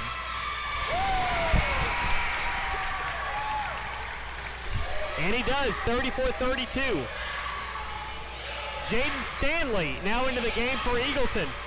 Lewis with the basketball. Connor with it now top of the key and looking for a lane. He'll find it. Three-pointer on the way from Bain. No good. And rebound goes to Sands. As Connor tries to play full-court defense, it's Sands that gets the better of him there. Shot on the way from Sanders, no good. Bain hustles for the rebound. It's Sands that comes up with it to Conley, who's unable to make it. Conley again looking for Sands in the corner, and it's Clark getting big minutes here in the fourth. Sanders guarded by Stanley, who gives him some great pressure. A one-handed runner, and they're going to wave it off. An offensive foul called on Sanders, which I can only presume to be from the extension of the arm, John. Honestly, I thought it was when I saw it. So the extension, I was not happy. The extension of the arm waves off the basket. It's Conley to Stanley underneath. Turnaround shot, good! Makes his first basket of the night, and we're tied.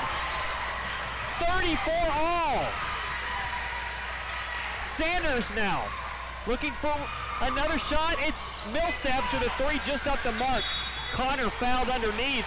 And just to recap, if you're joining us, couple of missed, free throw waved off, basket waved off for Carpenters, and then a crucial time late here to put us at 34 by Jaden Stanley, who just entered the game.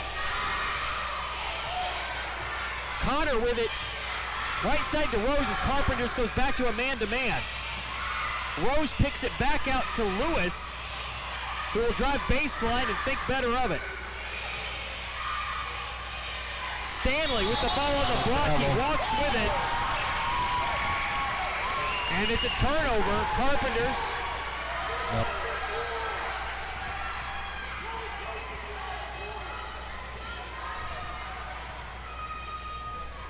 Carpenters moving at the time stripe. Minute 35 to go in this one. Sanders, left side, turnaround shot. Oh, just a little too strong. Lewis with the rebound. Boy, you can feel the tension and momentum in each one of these shots. Bain able to scoop up an errant pass as Eagleton looking to find the basket. Bain with a runner. Stanley with the rebound and loses it out of bounds off of Carpenters. Minute 11 to go. Minute 11 to go, you said it. Every shot counts here. Every shot matters throughout the whole game, but it just feels like more here. Connor into Stanley. Nice right-hand move. He'll go to the line with a chance to take the lead. It's going to come down to a single point. I'm calling it. This game is just back and forth. And we've had two great championship games. This is awesome. Absolutely. Stanley with the shot. His third point of the contest, all coming here in the fourth quarter. It's like Carpenter's subbing in. Carpenter's bringing in a little bit, bringing back Borden in for Clark. And 2 big free throws for Jaden Stanley. As Conley looks left side. He wants a 3. Oh, boy, it looks good coming out, but Eagleton able to recoup it. Stanley running the break. He's got a left-hand layup. No good. A great defense by Conley. Sands now with the basketball. Borden presses ahead. 48 seconds to play. Conley dribbles down isolation to Sanders. 3 on the way. No good. That ball hung in the air for a while. Lewis out to Bain. And a timeout by Eagleton with 38 seconds to play. Folks, I'm tired. I'm sure these players are too. We'll take one more timeout. When we come back, it's 36-34, Eagleton over Carpenters.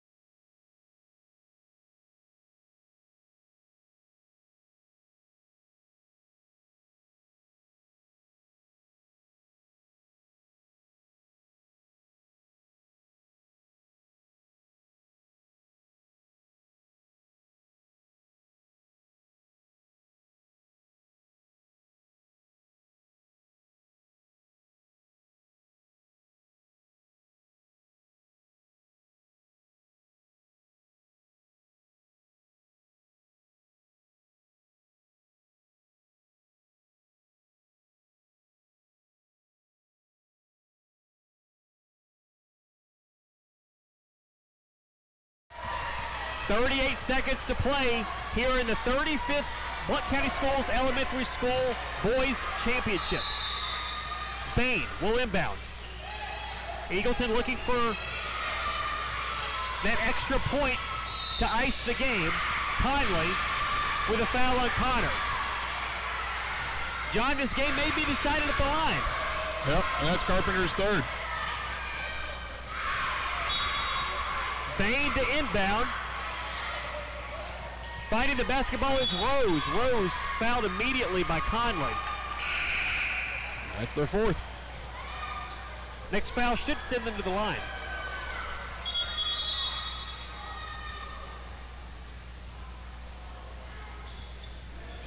And that may be it for Conley, who got pressured into the corner. What a great game by that young man. As he'll take a seat. And Cade Clark in for Carpenters, 31.5. Bain finds Keller and fouled quickly by Borden, which was the strategy all along for Carpenters to try to stay in this one. And that should send Rose to the line. Interesting. I honestly a little surprised to see them foul him out with 30 seconds to go there. I guess that was their strategy, though. We'll see how it plays out. I think they wanted to take the chance at, if he misses them, they get more chances to score. If he makes it, they get more chances to score. So go ahead and move those fouls out of the way. Shot is missed, so a 3's still on the table, but it's Stanley with the rebound. Rose with the shot, ball goes wild, and it's a rebound on the way. Sanders walked with the basketball.